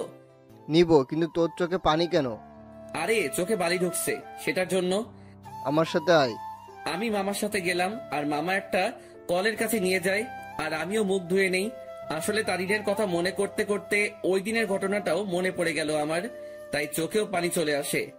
সেদিন তারিন আমাকে যেভাবে মারলো আমি বুঝতে পারলাম সে কতটা ঘৃণা করে আমাকে। সে সত্যি না জেনেই আমাকে আঘাত করলো, যা থেকে বোঝা যায় তারিনের ভালোবাসা কত দূর। চল বাড়ি যাব, বাজার শেষ। নানা ভাইয়ের ওষুধ নাও। মামা চলে গেল ওষুধ নিতে, আর আমাকে বাজারের ব্যাগ ও পাঞ্জাবির প্যাকেটগুলো দিয়ে গেল। আমিও সেগুলো নিয়ে বাইকের কাছে চলে গেলাম। আজ তারিনের কথা মনে পড়তে লাগলো, কিন্তু তাকে এখন আমি ঘৃণা করি। তার ভালোবাসার রূপ দেখলাম ভালো করেই। জানি না কোথায় আছে সে, কি করতেছে। দূর, এর কথা কেন ভাবতে লাগলাম? সে যেখানে থাক ভালো থাক, মোট কথা আমার থেকে দূরে থাকলেই ভালো। আমার আশেপাশেও যাতে এই মেয়েটাকে যেন না দেখি আমি। মামা ওষুধ নিয়ে আসে, তারপর মামা বাইক নেয়, আর আমিও বসে পড়ি ব্যাগ নিয়ে। তারপর আমরা বাড়ি ফিরি। আমি ব্যাগগুলো ডাইনিং টেবিলে রেখে আমার রুমে চলে যাই। সেখানে বসে বসে আমিও মোবাইল নিয়ে ব্যস্ত, কিন্তু তানভীর রুমে ছিল না। শালা ঠান্ডার মধ্যে গেল কই? কিছুক্ষণ পরে মামি আসে আর নাস্তার জন্য যেতে বলে। আমিও মোবাইল চার্জে লাগিয়ে নাস্তা করতে চলে যাই। দেখলাম তানভীর উপস্থিত, আর সে মামা ও নানা ভাইয়ের সাথে কথা বলতেছে। কিরে তানভীর, কই ছিলি তুই? আরে এমনি একটু বের হলাম আর কি। তারপর নাস্তা করি আর রুমে চলে যাই। সেখানে তানভীরও আসে। তোর নাম্বার বন্ধ কেন? কি বলিস? নাম্বার বন্ধ? কোনটা? কেন, শেষে 86 ওইটা? ও ওইটা? ওইটা তো নষ্ট হয়ে গেছে। নষ্ট হয়েছে নাকি তুই নষ্ট করছিস? আমি করছি। কেন, তোর কাছে আমার শেষে 68 ওয়ালা নাম্বারটা নাই? আছে তো। সেটাতে কল দিলে পাবি। আচ্ছা, তানিয়ার সাথে কথা হয়েছে তোর? আরে আরেকটু আগেও তো কথা বলে আসলাম তার সাথে। কি? আরে ফোনে কথা বললাম আর কি। তুই কি মনে করছিস তানিয়া এখানে আর আমিও তার সাথে ঘুরে ঘুরে কথা বলতেছি? আমি তো এটা মনে করি নাই। তুই এই কথাটা বললি কেন? আরে শালা, তুই তো এটাও ভাবতে পারিস, তাই আগে বলে দিলাম আর কি। আচ্ছা বাদ দে। আর শোন, তানিয়াকে আমার পক্ষ থেকে সরি বলে দিস ওই দিনের ঘটনার জন্য। আরে বেটা বলতে হবে না, আমি সামলে নিছি ব্যাপারটা। তারপর তানভীরের সাথে রাতে খাবারের আগ পর্যন্ত আড্ডা দেই। তারপর মামা এসে আমাদের খাবারের জন্য ডাকে, আর আমরাও খাবার খেয়ে নেই। এরপর রাতে আম্মু আব্বুর সাথে কথা বলে নিলাম, আর মোবাইলে সকাল ভোরের জন্য অ্যালার্ম দিলাম, যাতে সকালে উঠে নামাজ পড়ে গ্রামের শীতকালে সকালের দৃশ্য উপভোগ করতে পারি। এরপর দিলাম ঘুম। সকাল ভোরে আমার অ্যালার্ম বেজে ওঠে, আর আমিও উঠে পড়ি। আমার অ্যালার্ম শুনে তানভীর কিছুটা নড়ে ওঠে। আমিও অ্যালার্মটা বন্ধ করে দেই, আর শালা আবার ঘুম। আমিও ফ্রেশ হয়ে নেই, আর বাসার থেকে উজু করে নেই। এরপর দরজা খুলে আমিও চলে গেলাম মসজিদে ফজরের নামাজের জন্য। মসজিদে নামাজ শেষ করে এবার বেরিয়ে পড়লাম ঘোরার জন্য। চারিদিকে কুয়াশায় ঘেরা, সামনে কি আছে কেউ দেখতে পারবে না। আর গ্রামের পরিবেশে এটা একটা অসাধারণ ও মুগ্ধকর মুহূর্ত। তবে এটাই না, এখন সবচেয়ে আকর্ষণীয় জিনিস দেখার বাকি, যেটা প্রায় অনেকে দেখতে গ্রামে আসে। আর সেটা হলো শীতকালে সকাল ভোরে সূর্যোদয়। ভাগ্যিস আমি কোট শু পরে বের হইছি, না হলে এমনিও ঠিক না জমে কুলফি হয়ে যাইতাম। আমি হাঁটতে লাগি আর কিছু স্বপ্ন দেখছিলাম, সেইগুলো ভাবতে লাগি। একদিন এক শীতের সকালে তাকে নিয়ে হাঁটবো, একটা চাদরকে দুজনে ভাগাভাগি করে নিয়ে পড়বো, একে অপরকে ধরে সেই কুয়াশা ভরা রাস্তায় একে অপরকে নিয়েই মগ্ন থেকে হেঁটে যাব। তাকে নিয়ে শীতের সকালে সূর্যোদয় দেখব, আর সকালবেলা দুজনে ঠান্ডা ঠান্ডা খেজুরের রস খাবো। হয়তো এটা কোনোদিনও পূরণ হবে না, স্বপ্নই থেকে যাবে। থাক, কেউ লাগবে না আমার। আমার লাইফ আমি একা এনজয় করব। তার ভালোবাসার কোনো প্রয়োজন নেই আমার। তার ভালোবাসার নমুনা দেখলাম ভালো করেই। যার মধ্যে আমার জন্য বিন্দুমাত্র বিশ্বাস নেই, সে কি করে আমাকে ভালোবাসবে? ভালোবাসার মধ্যে বিশ্বাসের অবদান বেশি, কারণ একে অপরের প্রতি বিশ্বাসী ভালোবাসাকে আরো বাড়িয়ে তোলে। সূর্যোদয় শুরু হয়, আর আমিও রাস্তায় দাঁড়িয়ে দেখতে লাগি। পকেটে হাত দেওয়া অবস্থায় সেই মুগ্ধকর দৃশ্য দেখতে ব্যস্ত আমি। সূর্যোদয় শেষ, আর কুয়াশাও আস্তে আস্তে দেখা যেতে লাগে আর শেষ হতে লাগে। তাই আমিও চিন্তা করলাম, শীতের সকাল, দেখি যদি কোনো চায়ের দোকান পাই, তাহলে এক কাপ গরম চা খাওয়া যায়। আমিও হাঁটতে লাগি, আর ভাগ্যক্রমে একটা চায়ের দোকানও পেয়ে গেলাম। আমিও সেখানে যাই। এক কাপ চা দেন তো। জি দিচ্ছি, বসেন। আমি বসে আছি আর পকেটে হাত, কারণ হাত প্রায় ঠান্ডা হয়ে আসছে। এখন যদি তানভীরের পাশে থাকতো, তাহলে আমার এই ঠান্ডা হাত তার পিঠে ঢুকাই দিতাম। প্রতি শীতেই শালারে এই চাকা দেই আমি। চা দিয়ে গেল, আর আমিও পকেট থেকে হাত বের করে দুই হাত দিয়েই চায়ের গ্লাস ধরি। চায়ের গ্লাসের তাপ দিয়ে হাত গরম করতেছি, আর একটু একটু চুমুক দিচ্ছি চায়ে। চা খাওয়া শেষ করলাম, আর পকেট থেকে মানি ব্যাগটা বের করে চায়ের বিল দিয়ে দিলাম, আর সেখান থেকে চলে আসলাম। আমি বাড়ির দিকে যেতে লাগি। বাড়ি আঙিনায় যেতে দেখি সামনে একটা সিএনজি। মনে হয় বাড়িতে কেউ আসছে। থাক, যেই আসুক আমার কি। আমিও আস্তে করে বাড়িতে ঢুকে যাই আর নিজের রুমের দিকে চলে যাই। রুমে প্রবেশ করা মাত্রই আমার চোখ কপালে উঠে গেল। তোমরা? কিরে হারামজাদা, ভালোই তো মজা মাস্তিতে আসিস। জি হ্যাঁ, আমার রুমে আমার আম্মু আব্বু উপস্থিত আর তানভীরও ঘুম থেকে উঠে গেছে। তোমরা এখানে কেমনে? কালকে না তোমাদের সাথে কথা বললাম আমি? আমরা 11টার গাড়িতে উঠি আর এখানে চলে আসি। এখানে আসার কারণটা কি? তাও হঠাৎ করে চলে আসলা, ব্যাপারটা বুঝলাম না। আমার আম্মু আব্বুর বাড়ি আর আমি আসবো না, এটা কি ধরনের কথা? আসবে মানা কি করলো, কিন্তু হঠাৎই না বলে চলে আসলা, ব্যাপারটা আমাকে একটু চিন্তায় ফেলে দিল। চুপ হারামজাদা, এত চিন্তা করতে হবে না তোকে। তোর জন্য আমি তানভীরকে মারলাম। মানে? আর বলিস না দোস্ত, আমাকে তুই মনে করে আমি ঘুমানো অবস্থায় মাথায় দিল একটা। তুই শালা মাইরের যোগ্য। আম্মুর কাছে গিয়ে আম্মুকে জড়িয়ে ধরলাম। তো মাই আম্মা জান, একটু বলবেন আপনার চেহারা এত খুশি কেন? কারণ আমার আব্বু জানটাকে পেয়ে গেলাম যে। কেমন আছিস আব্বু? কোনো অসুবিধা হচ্ছে না তো? আর বলিও না আম্মু, রাতের বেলা মশারা আমার কিস নিতে নিতে আমার ইজ্জত আস্ত রাখে নাই। এখন বউকে কি বলবো সেটাই সমস্যা। আমার কথা শুনে আম্মু আব্বু হেসে দেয়, কিন্তু তানভীরের মুখে অন্য কিছু দেখতে পাচ্ছি। কিরে তানভীর, তোর কি হয়েছে আবার? কই কিছুই না, আমার ঠান্ডা লাগছে, আমি ঘুমাই। যা ঘুমা তুই। আমি আম্মু আব্বুকে নিয়ে হলরুমের দিকে গেলাম আর দেখলাম মামা নানা ভাই কথা বলতেছে। আপু, এটা কি আসলেই তোর ছেলে? কেন, তোরে কি করলো? আর বলিস না আপু, আসতে না আসতেই আমার জীবনের অর্ধেক আগেই টানা করেছে, আর এখন বাকিটুকু করতেছে আর কি। এই মামা, মেজাজ গরম করিও না, না হলে যে একেবারে জায়গা বরাবর বাস দিমো। আল্লাহ কি দেখে তোরে বানাইছে বুঝি না, একবারে ফাজিল, এর বাপ তুই। আজ আছি তো তাই এসব বলতেছো, একদিন এই ফাজিলটা থাকবে না, সেদিন মিস করলেও লাভ হবে না মামু। প্রথম কথা, তুই ফাজিল না, শয়তানের নানা, আর শয়তান মরে না, বুঝছস? ওকে, দেখা যাবে। মামা ভাগিনার ঝগড়া শেষ হয়েছে? হয় নাই, আরো বাকি আছে। মামু, মেজাজটা কিন্তু 440 করছো। কোন সময় কোন অঘটন ঘটাই দেই আর তোমারে ফাঁসাই দিমো কিন্তু। কেন, কি করবি তুই? বেশি কিছু না, গ্রামে কোনো এক আন্টিকে টাকা দিয়ে ভাড়া করে আনবো। কেন, গ্রামের মহিলা এনে কি করবি? বেশি কিছু না, তারে বলবো তোমার জিএফ হিসেবে নিজেকে পরিচয় দিতে, বাকিটা মামি সামলাবে আর কি। কথাটা শুনে আব্বু আম্মু নানা ভাই হেসে দিল, আর মামার মুখের রিয়াকশন দেখে আমার হাসি আসতেছে। মামা ফুল শক খেয়ে গেল। ওরে খোদারে, আমার জীবন শেষ করার জন্যই জন্মাইছে হারামজাদা বজ্জাত, কি জিনিস রে তুই? এই আপু, এটা কি আসলে তোর ছেলে? আমার সন্দেহ হচ্ছে, এটাকে মনে হয় ভুল করে নিয়ে নিচ্ছিস তুই। আম্মু আব্বু হাসতেছে কারণ তারা ভালো করে জানে মামা ভাগিনার কাণ্ড। এভাবে কিছুক্ষণ মজা করে রুমে চলে যাই। সকালে নাস্তার সময় আমরা সকলে একত্রে হই।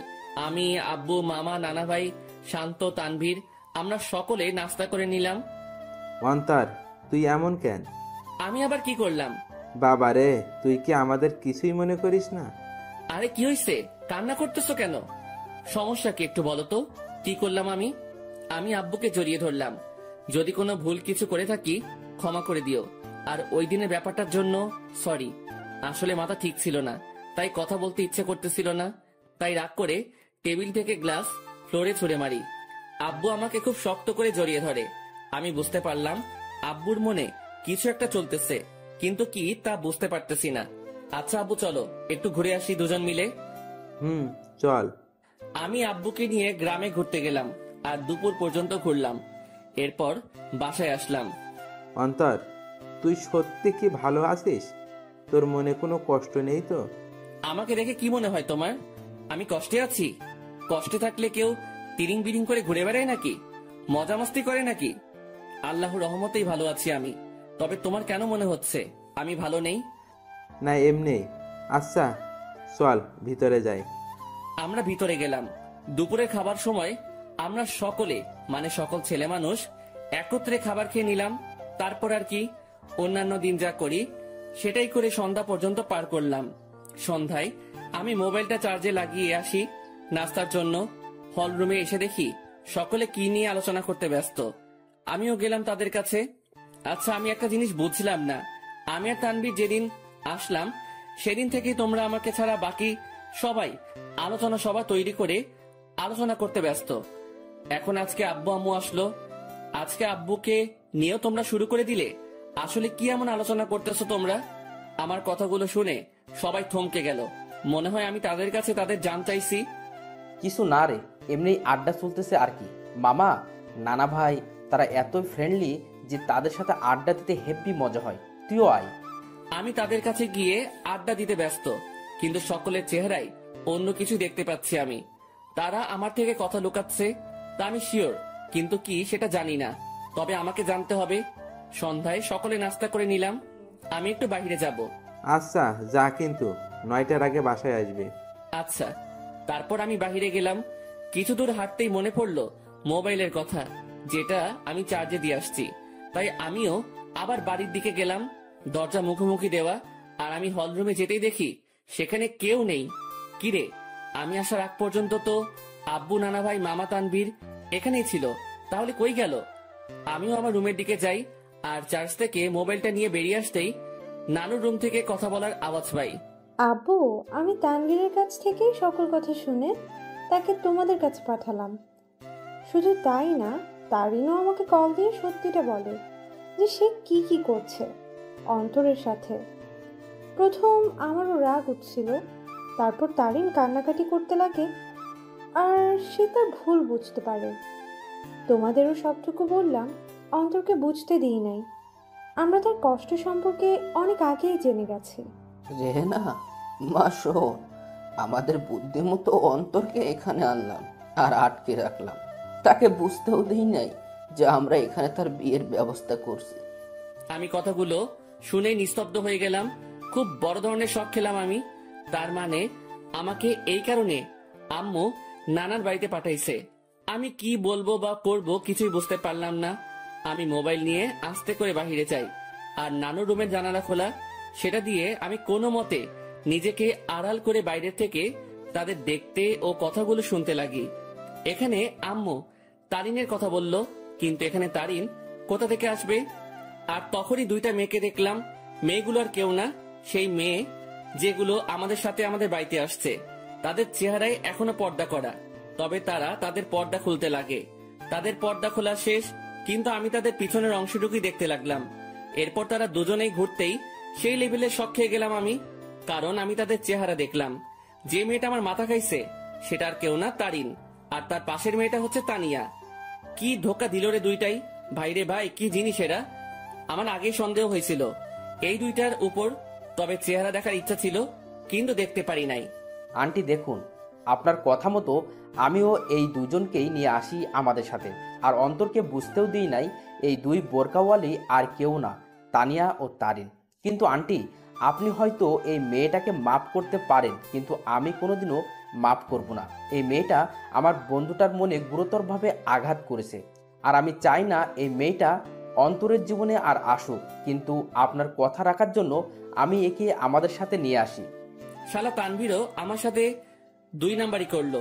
সে আমাকে গোপনে হলেও তো আমাকে বলতে পারতো, কিন্তু শালাও বেইমানি করলো। তানভীর প্লিজ, আল্লাহর দোহাই লাগে, আমাকে মাফ করে দাও। আমি সত্যিই অজান্তে এমনটা করছি। আমি অন্তরকে হারাইতে চাই না। প্লিজ আমার অন্তরকে ফিরিয়ে দাও। কথা দিচ্ছি আর এমন হবে না, কোনোদিনও না। এই, তুমি এভাবে কথা বলতেছো কেন? তারিন তো তার ভুল বুঝতে পারছে, তাহলে কেন ওকে কথা শোনাচ্ছ তুমি? তুমি কি ভুলে গেছো এই মেয়েটা কি অপবাদ দিয়েছিল তোমাকে ও অন্তরকে? আর ভুলে গেলেও কিভাবে অন্তরকে জুতার বাড়ি দিচ্ছে। এই মেয়ে ক্ষমার যোগ্য না। তানভীর বাবা শোন, আমি জানি আমার ছেলেটার সাথে কি করলো তারিন, কিন্তু সে তো তার ভুল বুঝতে পারলো। আর আমি আমার ছেলেকে চিনি ভালো করে, সে নিশ্চয়ই তারিনকে ক্ষমা করে দিবে। কিন্তু আন্টি, আমার মনে হয় না অন্তর এই মেয়েটাকে ক্ষমা করবে। আমি অন্তরকে ভালো করে চিনি, কারণ অন্তরের সাথে কেউ শত্রুতামি করলেও অন্তর ক্ষমা করে দিতে পারে, কিন্তু এই মেয়েটা অন্তরের মন ভাঙছে। তাই তো বাবা, আমরা অন্তর ও তারিনের বিয়ের ব্যবস্থা করেছি, যাতে বিয়ের পর অন্তর তারিনকে বুঝতে পারে আর ক্ষমাও করে দেয়। আর এই জন্যই আগামীকালেই অন্তর ও তারিনের বিয়ে দিব আমরা সকলে মিলে। তানভীর, আমি অন্তরকে না পেয়ে মরেই যাব। দেখো তানভীর, আমি জানি আমি অনেক বড় ভুল করছি, কিন্তু বিশ্বাস করো অন্তরকে আমি নিজের থেকেও বেশি ভালোবাসি। তানভীর, আমি তোমার পায়ে পড়ি, একমাত্র তুই পারিস অন্তরকে আমার করে দিতে। এই মেয়ে দূরে থাক আমার থেকে। আর আন্টি আঙ্কেল যেহেতু আপনার অন্তরকে না জানিয়ে অন্তরের বিয়ের ব্যবস্থা করছেন, যদি অন্তর জানতে পারে যে আপনাদের প্ল্যানে আমি জড়িত, তাহলে অন্তর আমাকে কখনোই ক্ষমা করবে না। তাই আপনারাও কেউ বলিয়েন না যে আমি আপনাদের সাথে ছিলাম। কিন্তু তানভীর, আমি তো সত্যিটা জেনেই গেছি। আর কথা রইল বিয়ের, সেটা তখনই হবে যখন আমি এখানে থাকবো। তার আগেই আমি এখান থেকে কেটে পড়বো। ঠিক আছে বাবা, আমরা এটা বলবো না যে তুমি সব জানতে। আমরা ব্যাপারটা লুকাবো অন্তর থেকে। এবার আমার সামনে সকল সত্য চলে আসলো। বাহ, ভালোই তো প্ল্যান করছে। আর কি বললো তারিন? সে আমাকে ভালোবাসে, তাই না? আর ভালোবাসা লাগবে না, বিয়ে তো দূরে থাক, তার চেহারাও দেখতে আমি ইচ্ছুক নই। আমিও চলে গেলাম। কোনো মতে রাত 8টা পর্যন্ত বাহিরে কাটালাম। আমি বাড়ি আসলাম আর দেখলাম তারা কথা বলতেছে। আমি তো এখন জেনেই গেছি তাদের কি নিয়ে আলোচনা হতো এতদিন। তারা আমার থেকে কথা লুকাইছে, এবার আমিও তাদের বুঝতে দিব না আমিও তাদের গোপন কথাটা জেনে গেছি। সকলে মিলে রাতের খাবারটা খেয়ে নিলাম। তবে আমি চুপচাপ ভাবে থাকি আর তাদের বুঝতে দেই না আমার মনে কি চলতেছে। আমি কারোর সাথে কোনো কথা না বলে চলে যাই রুমে। কিরে, কি করিস? কিছু না। কিরে, এভাবে চুপচাপ আসিস কেন? আমার ঘুম আসতেছে। Bye, good night. আমি কম্বলটা গায়ের উপর দিয়ে শুয়ে পড়ি। রাত প্রায় 12টা বাজে। তানভীর ঘুমাই, কিন্তু আমি ঘুমাইনি, কারণ আমি চলে যাব এখান থেকে। কাউকে বলেও যাব না। আমিও উঠে আমার ব্যাগ গুছিয়ে নিয়ে রেডি হয়ে আস্তে করে ব্যাগ নিয়ে রুম থেকে বেরিয়ে পড়ি আর আস্তে করে দরজা খুলে বাসার বাইরে চলে যাই। আমাদের বাড়ি থেকে বাস স্টেশন প্রায় হেঁটে গেলে 15 মিনিটের রাস্তা, আর আমিও ব্যাগ নিয়ে হাঁটতে লাগি। বাস স্টেশন প্রায় হেঁটে গেলে 15 মিনিটের রাস্তা, আর আমিও ব্যাগ নিয়ে হাঁটতে লাগি। আমি কোনো মতে বাস স্টেশনে পৌঁছে যাই। সেখানে গিয়ে মামা তানভীরকে SMS করে দেই যে আমি চলে যাচ্ছি, আমার জন্য চিন্তা না করতে। ব্যাস, মেসেজ দিয়ে মোবাইলটা অফ করে দেই আর বাস স্টেশনে বসে আছি। আজ আমি আমার আপন মানুষগুলো থেকে দূরে চলে যাব, তবে জানি না কোথায় যাব আমি। তবে আপাতত আমি আমার এলাকার দিকেই যাব, এরপর না হয় অন্য কোনো কিছু ভাববো আমি। ভাগ্যক্রমে একটা বাস আসে আর আমি উঠে পড়ি। আমি বাসের মধ্যে ড্রাইভারের পিছনের সিটে বসি। সেখানে টিকিট বাকি ছিল, তাই আমিও নিয়ে নেই। মোট কথা তাদের থেকে দূরে চলে যেতে চাই আমি। আর তারিন, যে কিনা আমাকে অনেক কষ্ট দিল, সে আমার আম্মু আব্বুকে ভালোই পটাতে পারলেও সে কোনো দিনও আমাকে পাবে না, কারণ সে আমার মনে গুরুতরভাবে আঘাত করলো, যা সহজেই মিটবে না। আমি অনেক কষ্ট ভোগ করছি, আর এত সহজে তারিন আমাকে পেয়ে যাবে তা কোনো দিনও না। এবার সেও বুঝুক, যখন ভালোবাসার মানুষ দূরে থাকে ও ঘৃণা করে তখন কেমন লাগে। আমি অনেক কষ্ট অনুভব করলাম, এবার তার পালা কষ্ট অনুভব করার। আমি কোনো দিনও তারিনকে বোরকা পরা অবস্থায় দেখি নাই, আর আমাদের সাথে যখন বাসে ওঠে তখন সে বোরকাটা পরে, মানে শুধু চোখগুলো দেখা যাবে, বাকি শরীরের অংশ দেখা যাবে না। ওই বোরকাটা পরে, আর এই বোরকাটা পরায় আমি তারিনকে চিনতে পারি নাই। তবে শুধু তারিন না, তানিয়াও তারিনের মতোই বোরকা পরে, তবে বোরকার রংটা ভিন্ন। তারিন পরছিল কালো আর তানিয়া পরছিল একটু নেভি ব্লু বোরকা। মেয়েটা ভালোই বুদ্ধি খাটাইছে, মানতেই হবে। সে আমার সামনে না এসে আম্মু আব্বুকে ভালোভাবেই পটাইছে ও তাদেরকে ভালোভাবেই আয়ত্ত করলো, কিন্তু কোনো লাভ হয়নি। কি করে ভাবলো এত সহজে আমাকে পেয়ে যাবে? আমাকে যতটুকু কষ্ট দিল তাকেও সেটা অনুভব করতে হবে। এরপর না হয় দেখা যাবে। প্রায় 2 ঘন্টা বাস চলতেছে, কিন্তু চোখে কোনো ঘুম নেই আমার। থাকবেই বা কি করে? যে দেখলাম ও শুনলাম আমি যদি আজ সেখান থেকে না চলে আসতাম, তাহলে তারা আমাকে জোর করে হলেও তারিনের সাথে বিয়ে দিত। কিন্তু আমি কোনো দিনও এই মেয়েকে এত সহজে মেনে নিব না।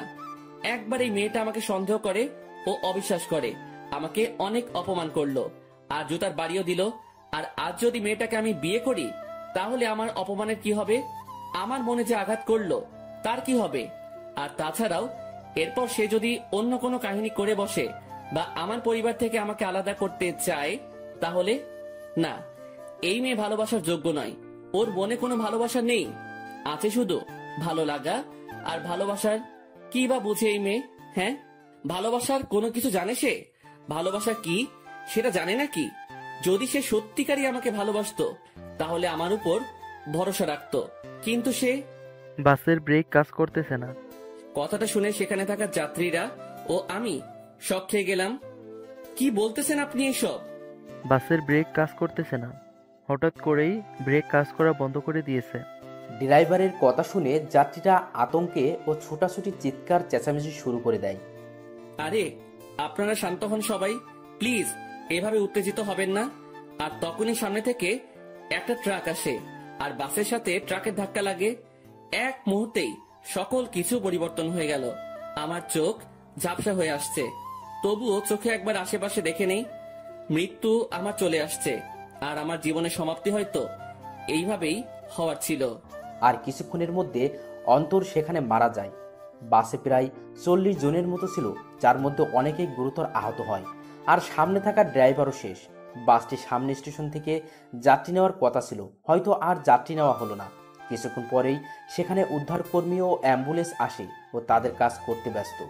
সকালবেলা তানভীরের মোবাইল বেজে ওঠে। হ্যালো। অপর পাশ থেকে কথা শুনেই তানভীরের মোবাইল হাত থেকে পড়ে যায়। তানভীর পাগলের মতো ব্যবহার করতে শুরু করে।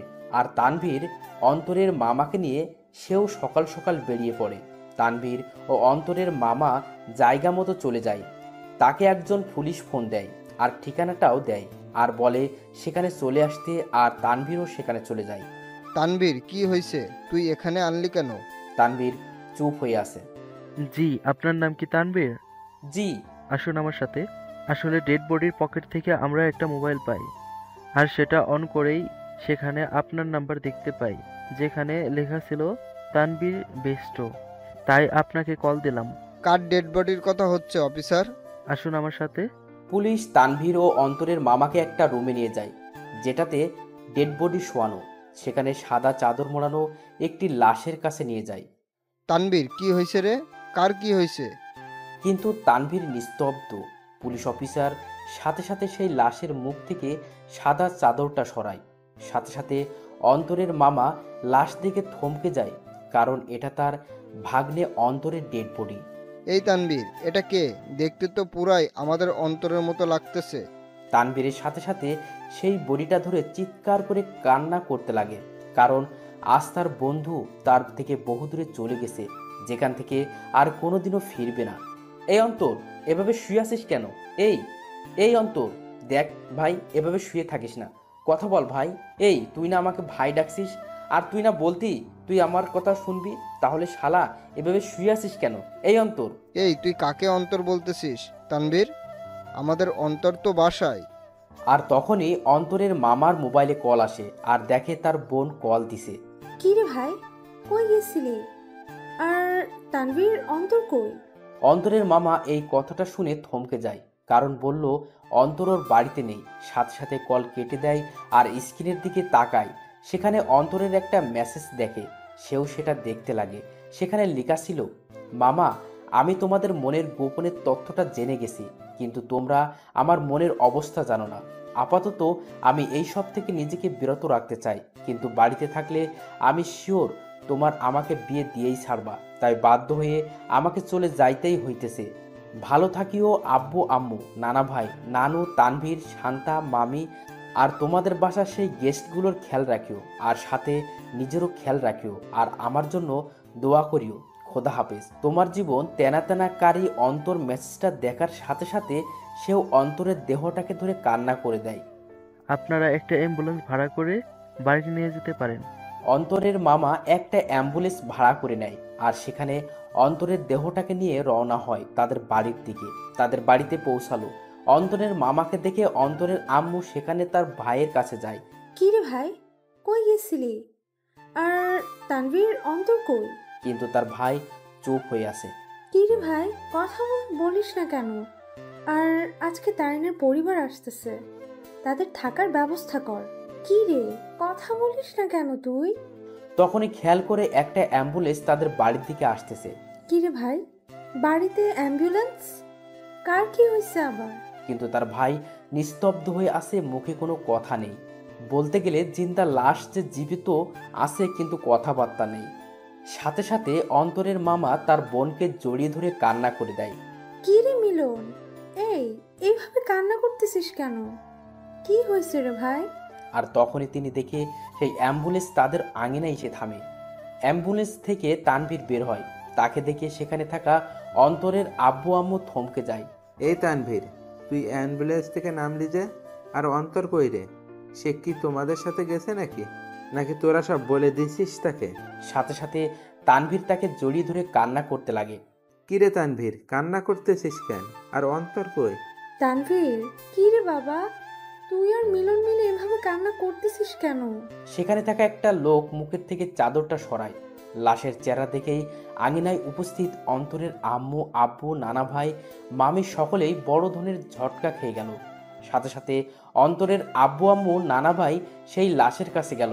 আর তারা দেখলো তাদেরই অন্তরের সেই সাদা চাদর গায়ে মরিয়ে চোখ বন্ধ করে আছে। এই এই এই আব্বু, কি রে তুই এভাবে শুয়ে আছিস কেন? এই কি রে, কি হয়েছে তোর? কথা বলিস না কেন? অন্তর, বাবা কি রে, এভাবে এখানে শুয়ে আছিস কেন?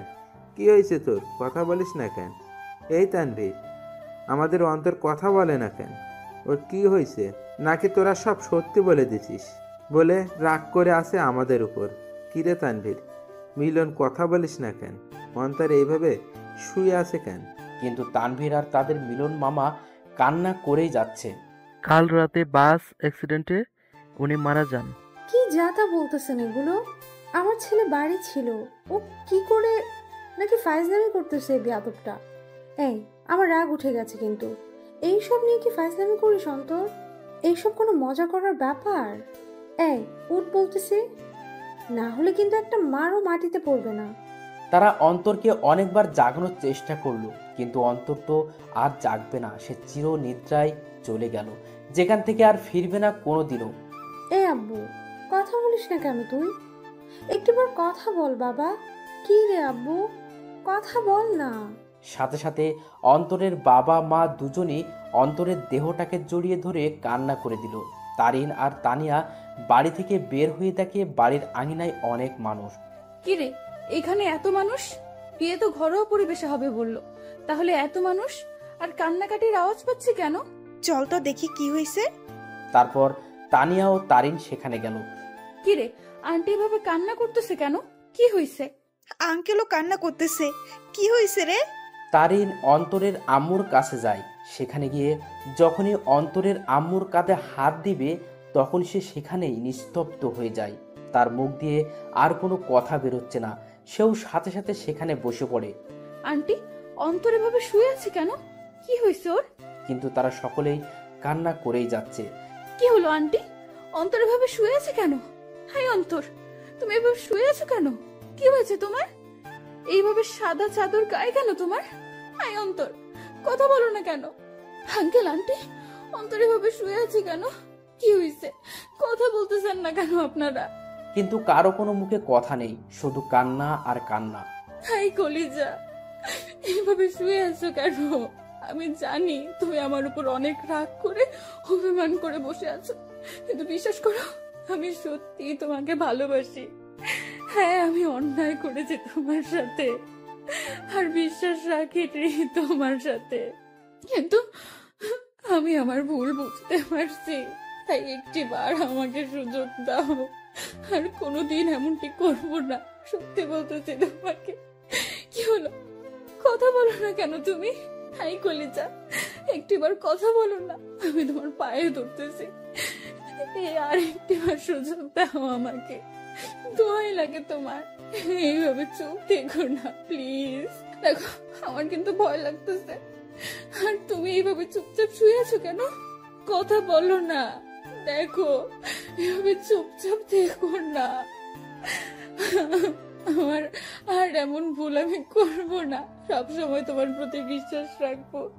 হাই কলিজা, কথা বলো না কেন? কি হয়েছে তোমার? তারিন অন্তরের হাত ধরে উঠালো আর সাথে সাথে পড়ে যায়। আর তখনই তানিয়া এসে তারিনকে ধরে আর নিয়ে যেতে লাগে। আই তানিয়া, ছাড় আমাকে। আমার কলিজা কথা বলে না কেন? কি হয়েছে ওর? আমাকে ছাড় বলতেছি। তারিন, অন্তর আর কথা বলবে না রে। সে আর কোনো দিনও আমাদের সাথে কথা বলবে না, হাসি ঠাট্টাও করবে না। সে আমাদের একা করে দিল রে। রাগ তো আমার সাথে করলো, তাহলে তোরা একা কি করে হবি? আর দেখি, ছাড় আমাকে, আমি ওর কাছে যাব। ওইখানে শুয়ে আছে আমার উপর রাগ করে, আর আমার সাথে কথাও বলে নাই রাগ করে। দেখি, ছাড় আমাকে, আমি ওকে মানিয়ে নিব, দেখবি ও আমার সাথে কথা বলবে। ছাড় বলতেছি আমাকে। তারিন